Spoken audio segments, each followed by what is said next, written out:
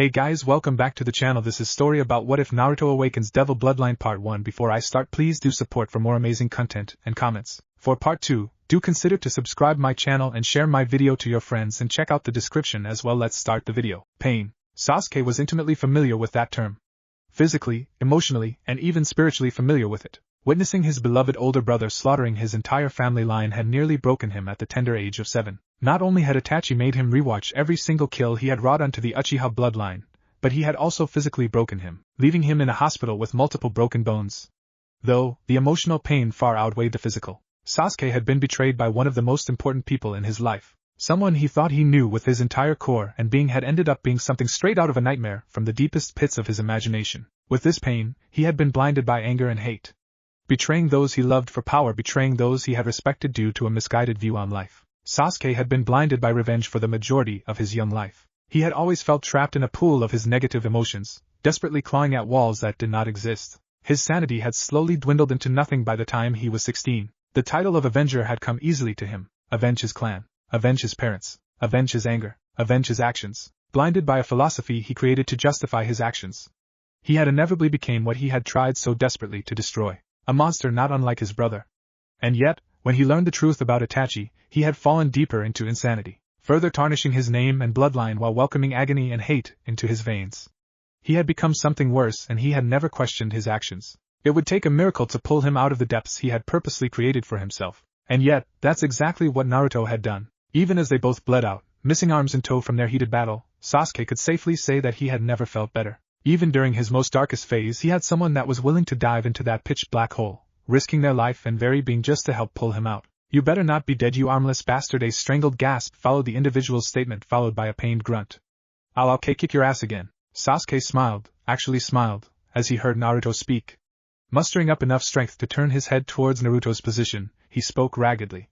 "Shut up, idiot. You lost an arm too." A short wheeze followed his words. Naruto was motionless for several minutes, his chest slowly rising and falling. His cerulean orbs were tired, but yet they carried a brightness that rivaled the sun itself. Sasuke would have shaken his head if he had the energy to do so. Naruto clearly wasn't human. If he considered himself the darkness that would consume all life, then Naruto was the light that shone brightly, smothering the very darkness that tried so desperately to swallow everything within its grasp. "Sakura-chan is coming," Naruto said with a small smile, a strand of blood dribbling down his chin. "We'll be okay." Sasuke did not bother replying and chose to rest his eyes.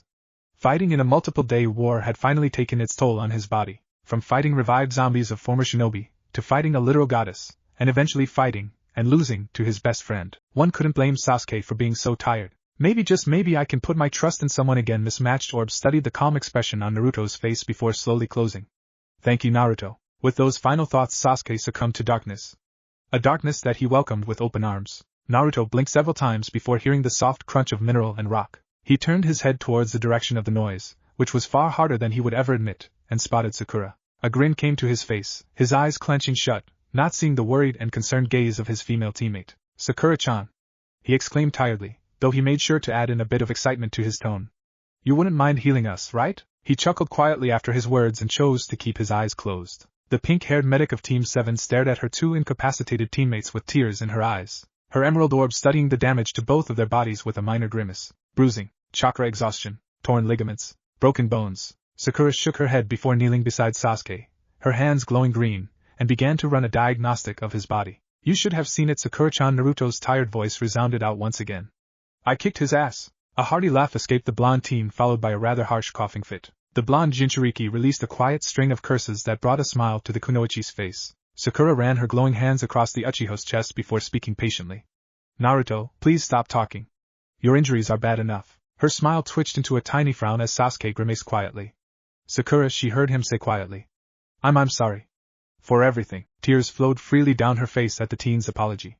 She sniffled several times before wiping her eyes, trying to dry her tears. "Just be quiet. I need to focus." She continued to heal the Uchiha's more prominent injuries before speaking once more. "An apology isn't enough for me, Sasuke-kun. You'll need to work for my forgiveness." The Uchiha did not reply for several seconds before eventually garnering enough strength to nod his head. "I will." Sakura continued her work diligently, sweat pouring down her face as she worked her magic.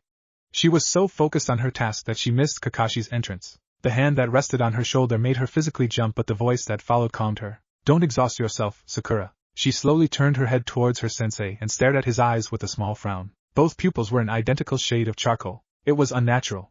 She was used to seeing a Sharingan in his left and an ebony orb in his right. Sighing quietly, Sakura turned her attention back to Sasuke. I won't, sensei. If you could run a diagnosis on Naruto, then I would greatly appreciate it. It'd save me a lot of time. Kakashi squeezed the girl's shoulder gently before making his way towards his blonde student. With hands glowing a brilliant shade of green, he ran them over the boy's body. A small frown formed on Kakashi's face as he stared at Naruto. The boy looked so tired, a stark contrast to the boy that had battled against multiple Bijuu, a Jubi Jinchuriki Obito, a Jubi Jinchuriki Madara, and then a goddess. The only other time he had seen Naruto even remotely tired was after his battle with Pain, an incredibly powerful man, but he certainly didn't stack up to Obito, Madara, and Kagaya. I'm proud of you, Naruto. The words pouring out of Kakashi without a second thought. I'm sorry I didn't do more for you when you were younger. Kakashi's hands glowed a brighter shade of green as he chose to aid Sakura. While he may not be a medic to the degree that she was, he knew a thing or two. He'd aid where he could. Naruto grunted quietly at the action before speaking quietly. It's okay, Kakai-sensei, I understand. I know how hard being alone truly can be. You don't have to apologize. Kakashi stared at Naruto before closing his eyes and hiding the tears that formed due to the boy's words. He said nothing and just nodded his head, knowing that Naruto would understand. His little family was finally back together once again. Team 7. Their family was complete once again. It had taken an entire night, but Naruto and Sasuke were finally healed. Well, as healed they'll get for now. All of their major injuries were more or less healed, at the cost of Sakura nearly fainting multiple times while working on Naruto. As for their arms, well, that was a different story. Come on, Sasuke. It's your arm for Kami's sake. Naruto pleaded for the 5th time. You need 2 of them. The ebony-haired Uchiha rolled his eyes for the 6th time before responding. For the last time, I do not need 2 arms. I can and will kick your ass with just 1. The Jinchuriki stared at his best friend for several seconds before raising an eyebrow. I honestly didn't know you could even make jokes. That was a good one, Sasuke. The boy's grin was absolutely infuriating, but Sasuke would weather it. If only to deny the boy actually giving him his arm back. He didn't deserve it. It was a monument to his sins. A permanent reminder of his past actions. Shut up, idiot. He grunted out quietly before moving to carry Sakura. He bent his knees, allowing the girl to wrap her arms around his neck, before standing to his full height. Come on, let's go, release the Mugen Tsukuyumi. Naruto's grin disappeared and a hardened expression replaced it. He nodded his head before lifting Kakashi and placing him on his back. Right. Let's go. Without any further words, the 2 teens disappeared in a burst of speed towards the Shinju. While not fully healed to 100%, they were perfectly capable of traveling. Once Naruto and Sasuke released the Genjutsu holding the world hostage, then Naruto would have no issues activating his Sage mode and recuperating the injuries from his fight with Sasuke. He'd also like to speak with Kurama eventually, but he could wait. He still only had half of Kurama's entire power due to Black Zetsu. Once Sasuke released the Bijuu from their Chibaku Tensei prisons, then he could merge both halves of the Kyuubi, and Kurama would be whole again. The grumpy fox would definitely lighten up after that. As if somehow hearing Naruto's thoughts, the slumbering fox grumbled in his sleep and Naruto could make out a few words. Something along the lines of annoying blonde shit. He chuckled quietly to himself, and ignored the brief glance that Sasuke and Sakura gave to him. Team 7 continued their journey for nearly an hour before finally reaching the battlefield. There they found the massive Shinju, fully sprouted and holding all of the shinobi that had battled Obito, Madara, and the Jubi. Massive, white cocoons littered the battlefield with hundreds of massive craters and missing chunks of earth. Devastation as far as the eye could see. In the sky, there were 9 gigantic pieces of floating rock. Inside each piece of earth were the 9 Bijuu that Sasuke had imprisoned during his fight with Naruto. Sasuke gently placed Sakura on the ground before turning towards Naruto. He watched as the blonde placed an unconscious Kakashi on the ground. I'm sorry, Naruto. It was all Sasuke could really say. He didn't need to say them because he was absolutely positive that Naruto understood, but he still wanted to say them, if only to ease his own conscience. Naruto's azure orbs left Kakashi before focusing on his best friend. He offered the boy a small smile before closing the distance. I know you are, Sasuke. You don't have to say it. Sasuke begged to differ but decided not to speak further. He said what needed to be said, and that was that. Shoulder to shoulder they stood. The mood was rather comfortable if Sasuke had to put a finger on it. Who would have thought? Just a few hours ago both he and Naruto were at each other's throat, hurling jutsus that could destroy the major villages. Now, Sasuke glanced towards his Friday no, his brother, and then shifted towards the floating constructs of rock. He released a tired sigh before placing both of his palms together. His chakra flared for a brief moment, and the spheres of earth slowly descended onto the earth. It would not be long before the Bijuu arrived. They will attack me? Sasuke mentioned in a rather placid tone, Rinnegan dulled due to an overusage. He closed said eye not a second later while his shoulders dropped tiredly. The Uchiha resisted the urge to rub his face and was only successful due to his pride. Naruto, ever the optimistic one, chuckled playfully as he wrapped an arm around his friend's shoulder. Maybe. But I'm sure I can convince them otherwise. Sasuke did not reply. You could apologize? Sakura chimed in helpfully, though by her tone she didn't sound relatively confident. I'm sure they would love that. Sasuke responded, a small dribble of sarcasm coating his words. You guys worry too much, right, Kakashi-sensei? Naruto placated. He's unconscious. Sakura replied evenly. Idiot. She added, and not a second later, Team 7 continued to idly bicker with one another as they awaited the Bijuu's return. Several minutes passed by before each of the 9 satellites reached the Earth. The meteors crumbled shortly after before cracking and breaking in half, revealing each of the Bijuu, in their entire glory. Naruto's face broke into a huge grin as he ran towards the other half of Kurama, greeting him boisterously. Kurama! It's good to see you, buddy. He jumped onto the giant fox's snout, knees bent and hand raised in a single finger salute. The other half of you is still sleeping. He's all tuckered out from Sasuke and Ai's fight. The giant fox stared down at its other half's Jinchuriki before focusing on the other 3 humans in the area. Crimson, slitted orbs regarded the humans with thinly veiled disdain before the massive Bijuu spoke. Why does he still breath? Kurama spoke with genuine annoyance lacing his tone. Like all those of his blood, they only seek to destroy. Naruto didn't get to respond to Kurama as one of the other Bijuu did so for him. That Bijuu being the Nibi Matatabi. Nay, Kurama, take it easy. The feminine voice of the giant cat spoke calmly. You already know why the child walks, you just want to be angry. Kurama replied in a snappy manner as he directed his gaze upon Matatabi. Silence. It matters not if I know. This child treated us like that wretched ancestor of his. Death would be a blessing. Before any of the other Bijuus could speak, Naruto did so. Now, Kurama, we don't gotta go that far. He chuckled nervously when Kurama's blazing eyes focused on his own. He coughed quietly before placing his palm on the beast's fur. Just trust me, partner. He's changed, we can always kick his ass later though. He added with a giant grin. The Kyuubi contemplated Naruto's words for several seconds before scoffing quietly and closing his eyes. Get off me. Annoying brat. Naruto cackled loudly before hopping off the fox's nose, landing easily on the earth. I love you too, furball. A clenched fist rose towards the Kyuubi, patiently waiting for the action to be mimicked by the 9-tailed fox. Each of the other Bijuu stared at the child silently, waiting to see if Kurama would reciprocate the action. It took an entire minute, but eventually the beast rose its human-like hand and gently tapped its fist to Naruto's. When their fists connected, a burst of chakra was sent directly into Naruto. The chakra traveled through Naruto's entire being before reaching the other half of Kurama. The giant beast stirred for a moment before opening one of its eyes. It was silent for several seconds before speaking through the mental connection it shared with Naruto. Join me, the process will be far easier. The half of Kurama that existed outside of the seal stared into Naruto's eyes before glowing a brilliant shade of orange. The sentient constructive chakra became shapeless before seemingly getting sucked into Naruto's seal. Naruto's eyes widened exponentially for a moment before he shook his head. He rubbed his eyes several times before releasing a breathy exhale. Ah! He exclaimed, short of breath. That felt so weird. He glanced down towards his stomach before patting his seal with a small smile. Good to have you back, buddy. What a surreal experience. Sakura commented lightly from her position on the ground. Her emerald orbs traveled across each of the unique-looking beasts, as she waved with a tired smile. Hello, my name is Sakura. It's nice to meet you all. Yo! Shikaku, the Ichibi said, screamed in response. Greetings, young one. I am called Matatabi. Matatabi, the Nibi, responded politely. It is nice to meet you as well. You can call me Isabu. Isabu, the Sanbai, greeted quietly in tow. Yo! I am the mighty Son Goku. Bow before me. The Yanbi, Son Goku, bellowed out proudly with a mighty roar. You are much too loud, Son Goku. Hello, child, I am Koko. The Gobi greeted politely with a minor bow. The giant dolphin-horse hybrid seemed to almost kneel. Oh! How exciting! Hello? I am Saiken. It is a pleasure to meet a friend of Naruto-kun. Saiken, the Rokubi greeted in a bubbly manner. The creature's slug-like body seemed to writhe in a manner that signified its joy. You! Call me Chomei. Aka lucky number 7. Chomei, the giant beetle buzzed happily as it flew into the air, doing several spins and flips. Gyuki. The Hachibi, Gyuki, greeted with a simple wave. Sakura stared at each of the beasts as they introduced themselves with an odd expression on her face. She hadn't known that the Bijuu had names. Well, it made sense. Who'd want their name to be defined by their most distinctive trait? And you already met Kurama. He's kind of an ass, but you'd get used to it. Naruto supplied helpfully with a small smile. His cerulean orbs traveled towards Sasuke, and he rose a single eyebrow at the small frown marring his friend's face. I wish to apologize to each of you, Sasuke stated as he slowly walked towards Naruto's position. I treated you all like mere pets, stealing your power for my own gain. The Uchiha kneeled on one leg while placing the palm of his right hand on the earth. Please forgive me. The 8 remaining Bijuu all stared down at the human with varying degrees of expressions and feelings. This was the first time that a human had bowed to them, let alone apologized to them. It was different. You truly only live because of your friend.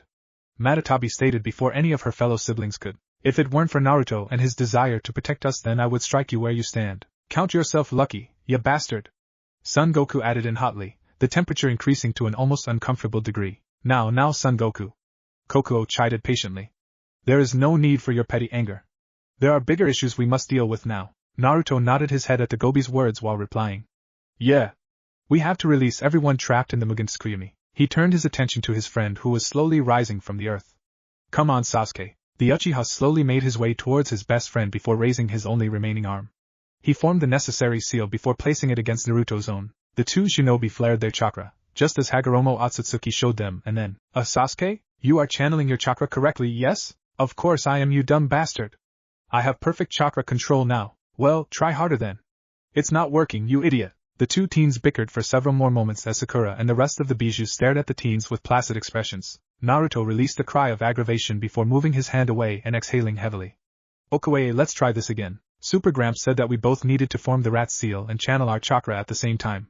He turned towards Sasuke, who possessed a small frown, before continuing. Let's try again. Without another word, Sasuke placed his hand against Naruto's before both boys closed their eyes. Orange chakra surrounded Naruto, while a layer of purple chakra surrounded Sasuke. Several seconds passed by in silence as yet again, nothing happened. A pit began to form in Sasuke's stomach as he immediately caught on to what was happening. A heavy frown slowly settled on his face as he glanced towards Naruto. The boy was ranting quietly to himself, seemingly arguing with the Kyuubi.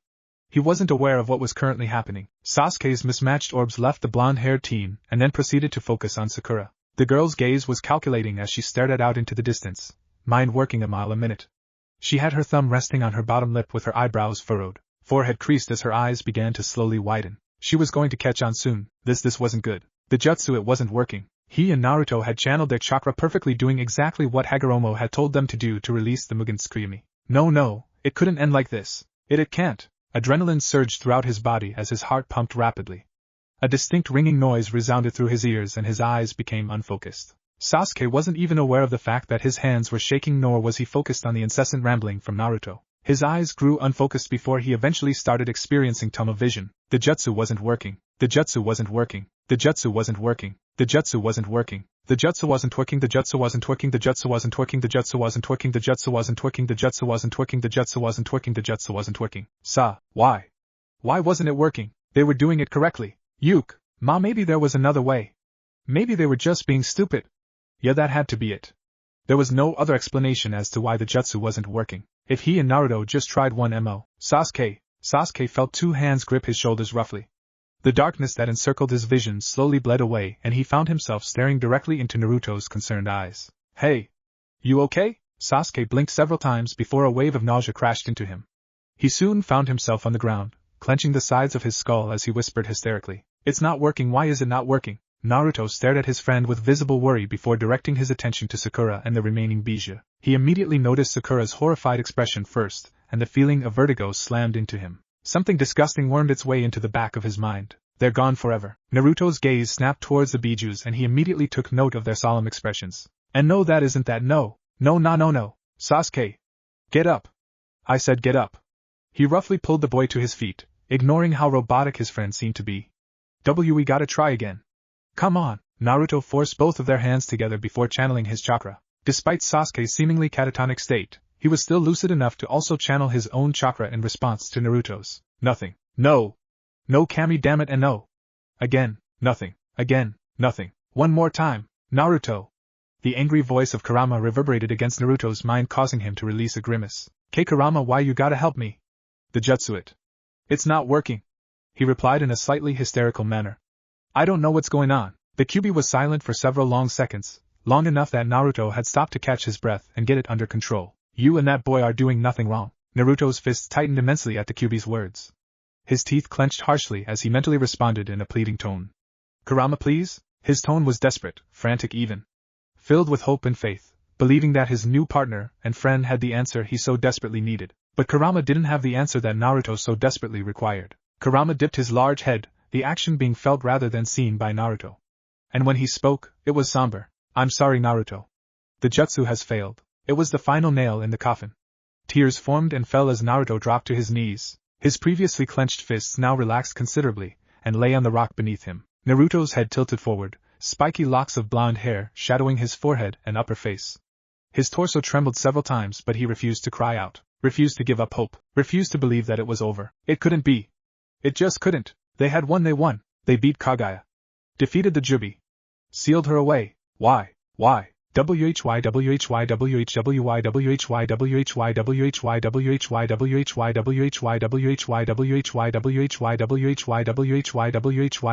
WHY WHY WHY WHY. A scream, one filled with so much pain and sorrow, tore through Naruto's vocal cords. His forehead smashed the earthy soil beneath him as he wailed in agony. Kurama's eyes now lacked the distinct hate they once previously held. The anger and rage all but evaporated. His crimson orbs were focused on nothing in particular, just blankly staring at the water that filled his previous prison. He could feel every single bit of pain that was coursing through Naruto's body, the despair, the agony, the sadness. It was smothering, all-encompassing. Like a thick, heavy fog full of sorrow seated upon one's shoulder, relentlessly pulling them further and further into the deepest abyss known imaginable to mankind. And Kurama would weather every single one of these negative emotions. One of them had to. Their way of life was now no more. Humans were all but extinct now. It would not be long before every single human trapped in those cocoons would be converted into a white setsu. Their power, conscious and memories siphoned from their very bodies, hollowing them and becoming nothing more than mindless drones. For the first time in all of Kurama's life, he pitted the entirety of the human race. Kaguya won after all. Jisan, what trying times. Ophis relished her? Its silence. A quiet existence was a preferred one. The plight of others was of no concern to hers. Be it they devils, humans, angels, or even her own kind. Other dragons were just as bad, if not worse, than her fellow race. Contests of power, greed, destruction. Ophis cared not for any of that. Instead, she sought the peace and serenity that was silence. The dimensional gap was her home. Her own sanctum where silence ruled. But now, the blank orbs of a tiny, petite child slowly trailed after the form of a behemoth-sized dragon.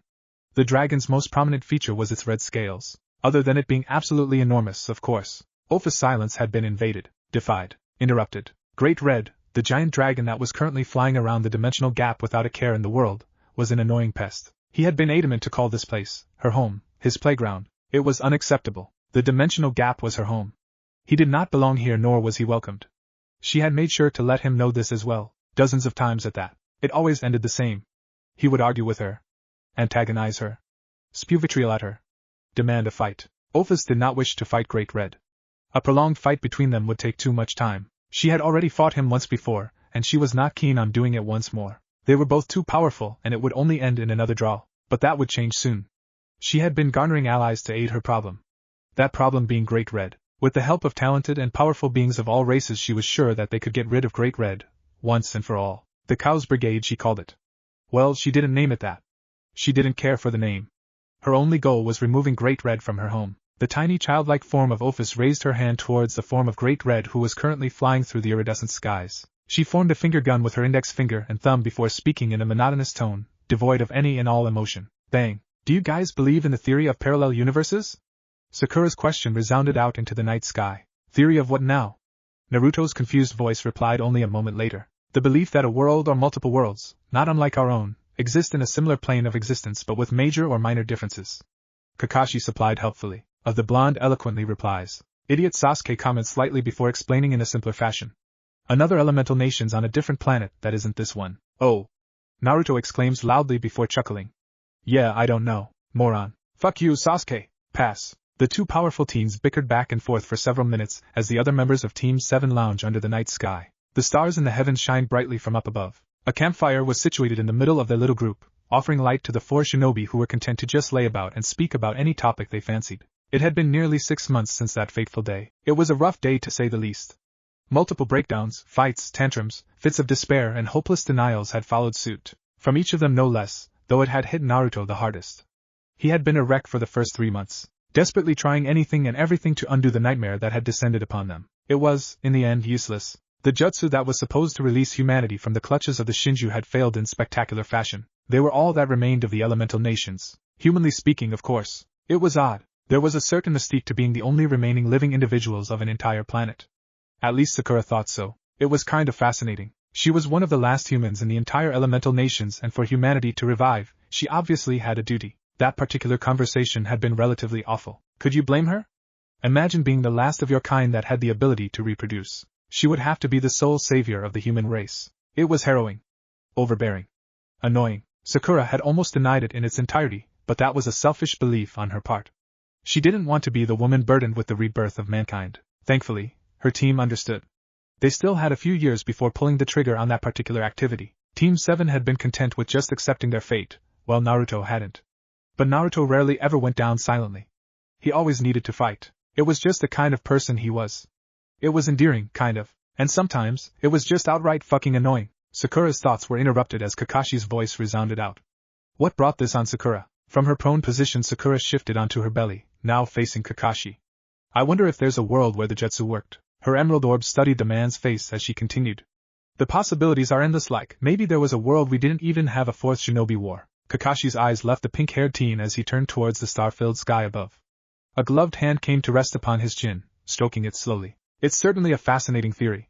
I wonder if our personalities would differ. They were both interrupted by the sounds of Naruto and Sasuke struggling and grunting.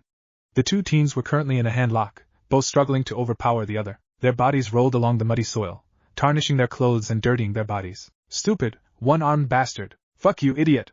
You still have one arm, too, but I can grow mine back. Shut up. The two friends eventually rolled over the campfire, destroying it and ridding the group of their source of light. Before they could even attempt to bowl over Sakura, the girl kicked them away. With startled yelps, the two teens were sent tumbling away from the girl, crashing into a rather large boulder and halting their momentum in its entirety. Don't make me punch you too, she threatened loudly with an angry fist. Kakashi sighed quietly to himself as he propped his head up with one of his hands. Leave them be, Sakura. You know how they are. Her fist was redirected towards Kakashi as she glared at him. You want some too? She threatened. The mask-wearing Jonin just chuckled sheepishly while raising his hands in a placating manner. Please don't. Emerald orbs narrowed considerably before an angry huff vacated Sakura's body. She turned back towards her male teammates before stomping towards them while cracking her knuckles. Kakashi watched the girl stomp away from his position with a sigh of relief. He did not want to deal with an angry Sakura. The girl could destroy mountains with a single punch. No thank you, not the face, Sakura-chan. Watch it. That's my. A grunt of pain escaped Sasuke. He wheezed out shortly afterwards. Ha ha. Get fucked, idiot. A scream of pain shortly escaped the Jinchuriki afterwards. I'm sorry. Kakashi just ignored the cries of pain. It wasn't his business. Sasuke and Naruto stirred the pot. Now it was time for them to eat it. Ophis was not in a good mood. Rarely was she ever in an actual mood to begin with. Emotions were something she didn't have, but she was fairly certain that what she was currently feeling was annoyance. Leave. You leave. This is my new home. Leave. Fuck off, Ophis. Watch as I, the powerful and almighty Great Red, do several flips for style. Ophis' fingers twitched, signaling that her patience had finally run thin. Tendrils of black and purple energy began to slowly leak off her petite form, forming several snake-like entities that writhed around her body dangerously. Power seeped out her form in droves and the dimensional gap seemed to almost bend to her will. The beautiful iridescent lights that made up the dimensional gap seemed to almost warp and bend as she stared at the annoying red dragon that had the audacity to call her home his. Just as her power reached its apex, Ophis felt something. It was fleeting, brief, different. The disguised dragon tilted her head in a curious manner before directing her attention to the phenomena. With Great Red all but forgotten, Ophis began to slowly travel towards the unique sensation. Where are you going? Great Red's words fell on deaf ears as Ophis continued her journey. The beast's golden eyes watched the tiny girl float away before scoffing loudly. Pshh, I don't care anyway. More tricks for me.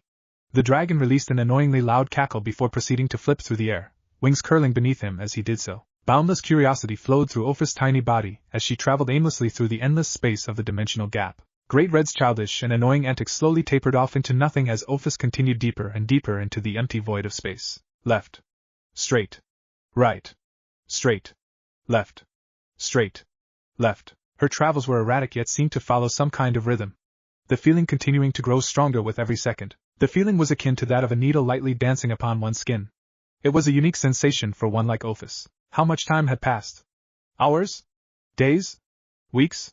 What was time to a being such as Ophis? Her endless travels seemed to finally stop. Slowly hovering in midair, Ophis continued to survey the area she was in. There was nothing here that was out of the ordinary. The same bright, iridescent lights flashed all around her body before the sensation happened once more. This time, though, it was far stronger. Blank, ebony orbs sharpened immensely before her sight focused on a particularly bright light emanating in midair. Head tilted curiously, the petite child slowly floated towards the unique phenomena. Hovering in midair was a tiny hole, or tear in the dimensional gap. It was deceptively small. Tiny enough to truly go unnoticed, but not small enough if one were to truly focus their gaze upon it. The spatial tear couldn't have been bigger than her pinky. The infinite dragon god stared at the thimble-size hole for what seemed like hours before she eventually raised a single digit. Her index finger gently prodded the tear with all the curiosity of a child. The hole was more akin to that of a ripple when one came into contact with water. The space surrounding the hole rippled multiple times at Ophis' action. Ophis was motionless for several long minutes before eventually prodding the hole once more. This time she used far more force and began to slowly rip the tear larger. The hole began to slowly grow in size, the light emanating from the hole growing in size and intensity. Once the hole was big enough for Ophis to fit her fist through, she stopped poking it. A smile, yes a smile, formed on the girl's face before she gripped the hole with both hands. Channeling a great deal of power into her body, Ophis proceeded to rip the hole even further. Her action caused an immense flash of bright light to encompass her. The gargantuan pillar of light spanned out for several miles and Ophis was consumed by its ethereal glow. Why is the world shaking? Naruto cried out with only a slight bit of panic. Indeed, the world was shaking with the fury of Kami herself. Team 7 had been preparing their breakfast before the very world itself began to shake violently. Naruto! What did you do? Sakura cried out in annoyance, as she slammed her hands into the ground to prevent herself from falling over. I didn't do anything. I swear! The whiskered teen responded frantically. This isn't natural. Kakashi grunted out quietly, gripping onto Sakura's Jonin vest to keep himself from being sent tumbling. Purple chakra exploded around the three individuals before a feeling of weightlessness encompassed them. The familiar form of Sasuke's perfect Susanoo kept them all grounded as the earth beneath them gave way. The four remaining shinobi glanced down at the earth in shock, watching as the entire landscape was quite literally torn asunder. Kami Sasuke whispered quietly as he stared down at the devastation. Naruto's eyes widened before he donned the chakra of Kurama. A golden, ethereal layer of energy spread throughout Sasuke's Susanoo, encasing it and changing its form to that of a giant nine-tailed fox samurai. The other Bija. We have to save them from whatever's happening. Naruto's golden orbs met Sasuke's mismatched ones. He received a single nod and Naruto mentally ordered the chakra construct towards the Bija. The Susanoo/Kurama cloak transformation flew through the air, breaking the sound barrier as it reached its destination almost instantly. Upon reaching the area where the remaining Bija were located, Naruto created 8 shadow clones who dashed out of the Susanoo. The doppelgangers reached their targets before placing a palm onto their bodies. In an instant, all 8 remaining Bijus turned into a unique color of chakra before being sucked into each of the Naruto clones. Once each clone was finished with their tasks, they immediately disappeared in a burst of speed and reappeared in front of the unique Susanoo hybrid. The Shinju. Sakura's startled scream drew everyone's attention. It's falling! The rest of Team 7 directed their attention to the giant tree as the earth beneath it collapsed. The Shinju, along with the cocoons of humanity, descended into the earth's abyss, disappearing entirely. They're gone, they're really gone. Naruto stated while falling to his knees. His blue orbs were slick with tears as he watched the chaos and destruction. His world that was being swallowed. Everywhere he looked was complete destruction and desolation. Almost as if the very world itself seemed ready to implode on itself. Naruto! Hey! Get it together! Sasuke kneeled beside his best friend before gripping the boy by his blonde locks and harshly yanking his head towards himself. Look at me, he ordered loudly. When the Jinchuriki refused to do so, Sasuke hit him hard. The Uchiha's punch seemed to rattle something fierce in the Uzumaki. The boy's golden eyes burned furiously before he returned the action. His knuckles rapped against Sasuke's chin, producing a rather loud crunching noise. Fuck you! Naruto roared back angrily. Do you not see what's happening? Our whole world is destroying itself. Tears trailed down his face as his voice cracked. What the fuck are we going to do now? Sasuke spit out a glob of blood, nursing his chin with his only remaining hand. He quickly stood to his feet, mismatched orbs burning with a fire not unlike the flames of Amaterasu. I don't fucking know! He returned angrily, his forehead cracking against Naruto's with the force of 1,000 men. Blood immediately trickled down both boys' face, though they weren't bothered. But at least I'm not going to fucking cry about it. That's all you do now. Cry and cry and cry and cry and fucking cry. Before the two friends could come to blows, Sakura placed her hands against their chests before harshly pushing them away from one another. Hey! We have more important shit to worry about now. We can't afford having both of you fighting right now. Her emerald orbs blazed fiercely as she pinned the two boys with a harsh glare. Stop fighting. Kakashi watched on quietly with his arms crossed against his chest, silently hoping that the boys would come to their senses. Sakura was absolutely correct. They couldn't afford to be fighting like this, least of all Naruto and Sasuke coming to blows once more. They had fought many a time since the jutsu had failed, though each time they had held back, holding on to hope that one day they could save the elemental nations. Kakashi's eyes risked a glance towards the destroyed land and a heavy frown marred his hidden face. Now that the elemental nations was truly destroyed, he actually feared that the two teens would come to blows. They would certainly kill one another now that they truly had nothing to lose. After a tense minute of silence, both teens slowly relented, shoulders dropping tiredly. Sakura exhaled heavily before moving her hands. Rubbing her eyes with her left, she spoke tiredly. We have to plan or do something. Plan what exactly? Sasuke asked in a slightly snarky manner. Look around us. There's nothing. What are we going to do? Before Sakura could respond, Naruto did. Hey! She's just trying to help Sasuke. I don't see you coming up with a plan. What plan? The Uchiha yelled out, tone laced with frustration. There's nothing. The Shinju? Gone. Our home? Destroyed. What in Kami's name do you propose we actually do, Naruto? The whiskered Jinchuriki tightened his only remaining fist as he struggled to come up with a response. After several long seconds of silence, he eventually huffed angrily. I don't know. I don't know what to do. I have nothing. Nothing. He growled angrily before throwing his hand up in defeat, tone growing quiet. I got nothing. Team 7 grew quiet at Naruto's defeated tone. The only noise was from the destruction wreaking havoc upon their world. Interesting. An unknown female voice spoke through Team 7's silence. The unknown voice caused each of the shinobi to tense heavily. They hadn't even sensed the arrival of the newcomer. Sasuke's Rinnegan flared in response to the woman's presence. The tomo of his Rinnegan spinning wildly as his eyes centered on the woman who had spoke. Naruto's senses went haywire as he focused on the newcomer. He felt a sharp sting in the back of his neck before the immense presence of the individual beared down upon him. Naruto and Sasuke physically froze. Their bodies refused to move as they stared at the entity before them. This being was far superior than Kaguya. Her power was all-encompassing, overbearing, suffocating, infinite. It took everything they had just to keep themselves from falling over. A task that Sakura and Kakashi had failed. Both Jonin and Kunoichi hit the floor of the Susanoo, head straining to keep upright. Who are you? Naruto questioned with fear seeping into his veins. The woman, or rather child, tilted her head curiously before offering a single blink. You are standing. She eventually stated. Naruto swallowed the bile in his throat before speaking hesitantly. Yes. I'm standing, why wouldn't I be? The little girl showed no emotion. Scratch that, she had no emotions. You can stand in my presence. She stated again. To Naruto, she seemed almost confused. Why? Is that not normal for you? The whiskered teen asked quietly. Unsure if the girl was hostile or not, he sure hoped she wasn't. This girl's power was off the fucking charts. Even Kaguya hadn't been this overwhelming and they had struggled to beat her. Most individuals that have the ability to sense my true power cannot comprehend it. Their minds are incapable of grasping the infinity. She spoke blankly. There was a gleam developing in her eyes and it made Naruto and Sasuke nauseous. Not only can you stand but you are able to weather it, she continued while floating closer to the chakra construct. Interesting. What's your name? Sasuke questioned quietly, trying to calm his racing heart. Opha's attention left Naruto before settling on the Uchiha. She blinked once before replying. Ophis. Naruto licked his lips nervously before responding. My name's Naruto Uzumaki. It's nice to meet you. His greeting was more of a question than a statement, but the little girl didn't seem to notice or care. He was sure it was the latter. The little girl did not respond to Naruto's greeting. Instead she directed her attention to Sasuke, staring into his eyes. Sasuke Uchiha, he greeted quietly, not bothering to add any niceties. It was clear to him that the little girl wasn't exactly human. He had never encountered another being who seemed so dead to the world. There was nothing lurking in those abyss-like eyes of her that he could see. The only thing he could make out was the curiosity. And Sasuke wasn't entirely sure if that was a good thing. With a being this powerful, it certainly only meant trouble. That's not to say that he and Naruto wouldn't go out fighting, cause they most certainly would. If Ophis wanted a grand fight, then she would get one. They had just lost their entire world mere seconds ago. They, or rather he at least, were just looking for a fight to vent their frustrations and anger. Heart rate now under control, Sasuke stared at the petite girl with furrowed brows. Why are you here? Did you cause this destruction to our home? Waving a hand behind him as he did so, highlighting the ruinous earth below them, Ophis tilted her head before dipping her head towards the earth. She stared down at the devastation with blank eyes before raising a single finger and placing it against her bottom lip. I may have inadvertently caused this.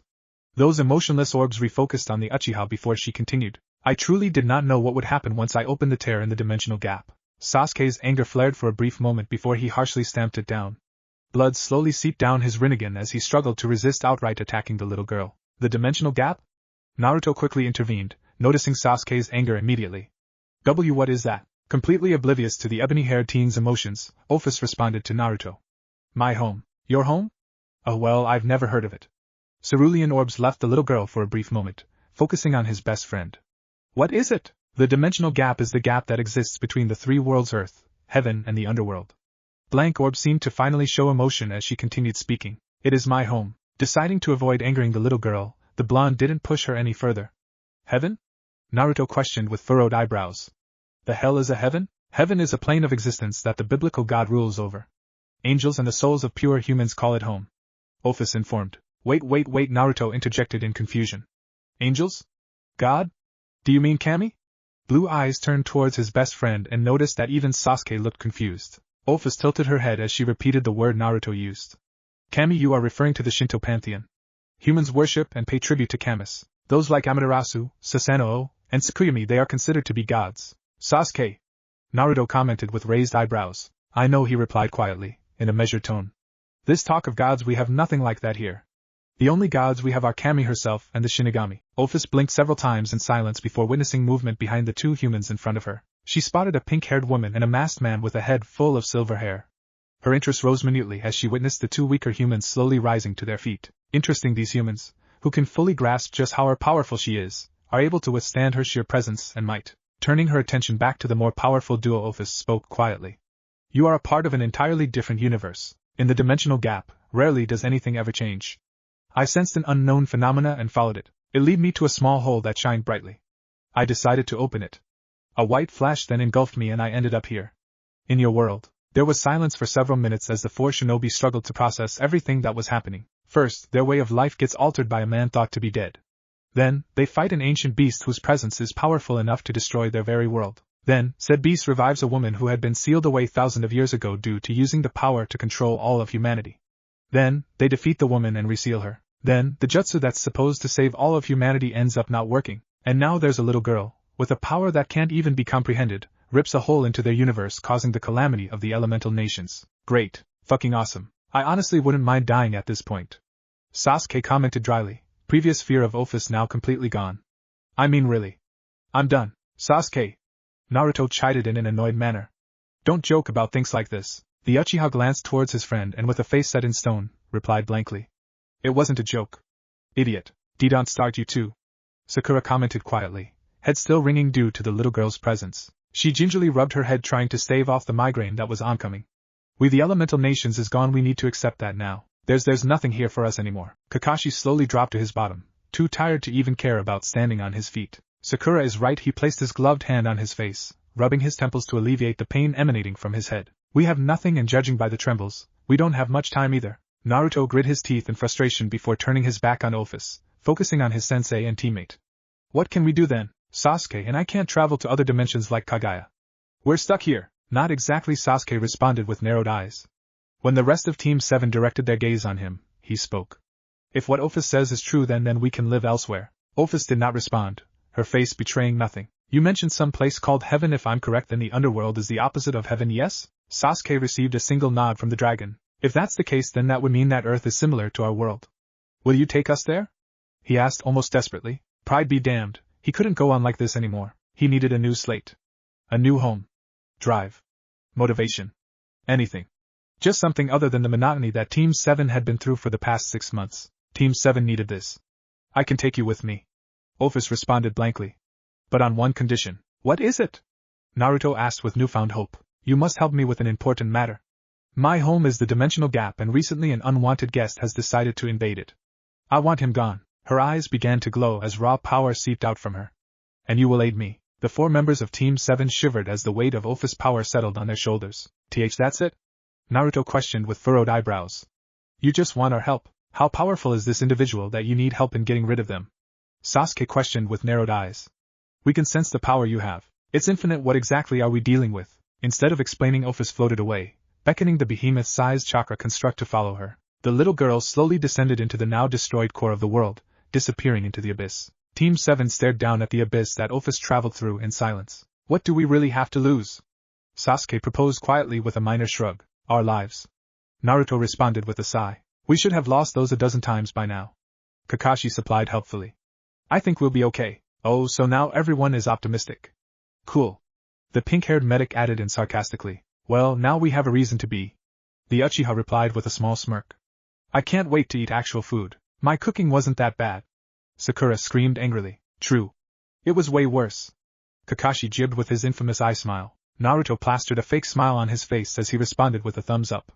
I thought it was Giri yet. He convinced no one. And with that final nail in the coffin, Sakura dropped her head in defeat, skulking childishly. Come on. Let's follow Office. So that's him, huh? Naruto questioned rather than stated. A single nod. Is he doing flips? Sakura questioned with a mild amount of confusion lacing her tone. Another nod. Well, he's pretty big. Kakashi commented lightly with his hands in his pockets. Again, another nod. Are we just going to ignore the fact that he's a dragon? Sasuke questioned in annoyance. Well, we all have eyes, Sasuke. Of course we can see it's a dragon. You idiot. I'll actually kill you. I'd like to see you try, you stupid bastard. Come closer, you stupid idiot. Kakashi and Sakura both ignored the boys' bickering as they stared at the enormous red dragon who was currently doing several backflips while yelling like a child. Certainly an odd one. The veteran Jonin commented lightly. Sakura's face went through a myriad of emotions before eventually settling on a small frown.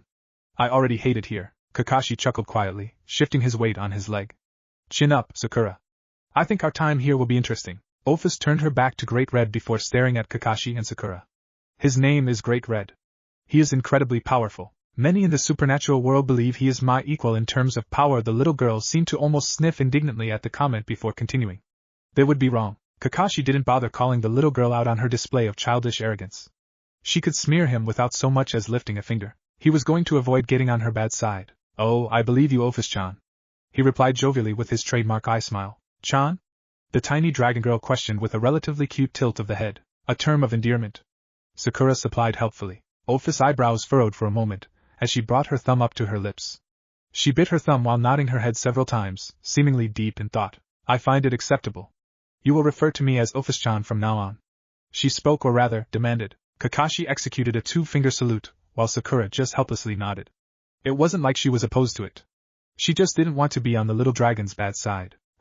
So this is really your home? Seems void. The trio turned their attention to the remaining male members of Team 7. Both boys sported a black eye with minor cuts and bruises on their faces. Office blinked at the question before nodding her head. Yes. This is my home. It is quiet, or it was before that idiot came. Now I am busy trying to rid myself of him. Naruto stared at the giant reptile with a raised eyebrow. Clasping his hand behind his head, he leaned on one leg before speaking. Well, why don't you just fight him? You're really strong. Just beat him and tell him to get out. Office shook her head as she responded. A prolonged fight between Great Red and I would take too long. I do not wish to fight for so long, so you're using pawns to help you? Sasuke muttered while crossing his arm against his chest. Office stared at the teen before shrugging. If that's what they wish to be called, then yes. It is not like I'm the only one who is compensated. For the individuals that help me, I grant them a portion of my power. Sounds dangerous, Sakura commented lightly. Arrogant, you mean? Kakashi corrected. I am a dragon. Office responded as if that was supposed to explain everything. Hold up. You're a dragon? Naruto exclaimed curiously. The little girl nodded. Then why are you a little girl? Sasuke questioned with a raised brow. Office shrugged as she replied. It is comfortable. So, we're just going to keep ignoring the fact that she has tape on her? Kakashi questioned out loud. Can you shape-shift into other things too? Naruto asked, completely ignoring Kakashi's question. I can. The dragon answered with a slight bob of the head. Oh. Can you show me? The blonde teen asked with stars in his eyes. Oh cool. I'm just going to be ignored then. Kakashi replied in an aloof manner. What would you like to see? Office asked, once again ignoring Kakashi. The whiskered teen brought a finger to his chin as he thought of what he wanted to see. There was silence for several long seconds before he eventually snapped his fingers. Ah. How about an older version of yourself? The little dragon blinked at the request before her body began to morph and change. Her hair grew longer, her height increased and her body became more curvy. Impressive. Sasuke remarked with a single eyebrow raised. Naruto placed his index finger and thumb in his chin as he studied the girl's new body. Are you capable of morphing certain parts? Office nodded. Oh. Do the chest, pervert. Sakura commented in annoyance. Naruto shrugged his shoulders. It is what it is. No. We're not doing that. Sasuke turned towards Office, who had already morphed her chest. She now rivaled the late Tsunade Senju. Nice. Naruto complimented. Nice. Kakashi also complimented. Nice. Sasuke too complimented. Fucking pigs. Sakura spit with annoyance. She absolutely was not jealous that the dragon could increase her breast size. Nope, not at all. Not one bit. Not even a little. Okay. She was fucking pissed. How unfair was that? Anyway. Naruto started after studying the busted dragon. When are we going to be fighting him? Him being the dragon that was currently flipping through the air. Office narrowed her eyes as she turned towards Great Red, giant bouncing as she did so. She placed her thumb on her lower lip before speaking slowly. Soon, Team 7 waited for the dragon to elaborate, and waited, and waited, and waited. Oh, so you're just not going to explain? Kakashi once again questioned in his usual aloof manner. In the meantime, Office said, taking her thumb away from her lip. Take my power as compensation. Black tendrils of energy slowly seeped out of Office's skin. The condensed power writhed like snakes in the air, awaiting to be claimed. Team 7 stared at the energy masses before taking a step back. I'm good. Yeah, I'm strong enough. Count me out. Is that even legal? Ophice furrowed her eyebrows as she tilted her head. You don't want my power? She asked with a minor amount of confusion. The members of Team 7 glanced towards one another, each individual possessing uneasy expressions on their face. It was Naruto that eventually stepped forward to speak. Not to disrespect you or anything, but no, we don't. We'll just help when you call us. Is that okay? He questioned nervously, hand coming up to rub the back of his head. Ophice was silent for several long seconds before the tendrils of energy slowly returned. You four do not hunger for power, Sasuke scoffed quietly. Been there, done that. I'm past my power-hungry days. I already have enough power. Naruto responded with a shrug. And you just got way more from the Bijus. Kakashi informed with an eye smile. It's a good thing you're not a bad person. I'd be worried. You should be worried. Sasuke corrected. He's an idiot. Fuck you, Sasuke. Die. Hey.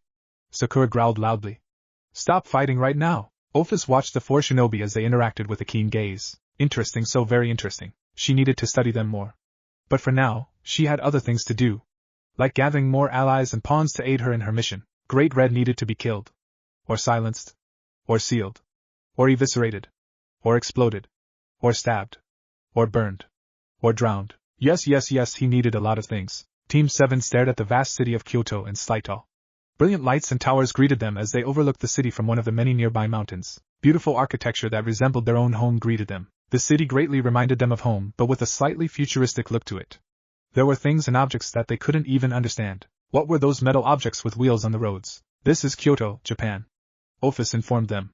I believe that this city shares vast similarities with your own. It also falls under the Shinto pantheon and is a neutral faction to the devils, humans, and angels. Why is that? Sasuke questioned while studying the beautiful city. I can also sense chakra? Naruto shook his head as he responded. No, similar to chakra but different. What am I sensing right now?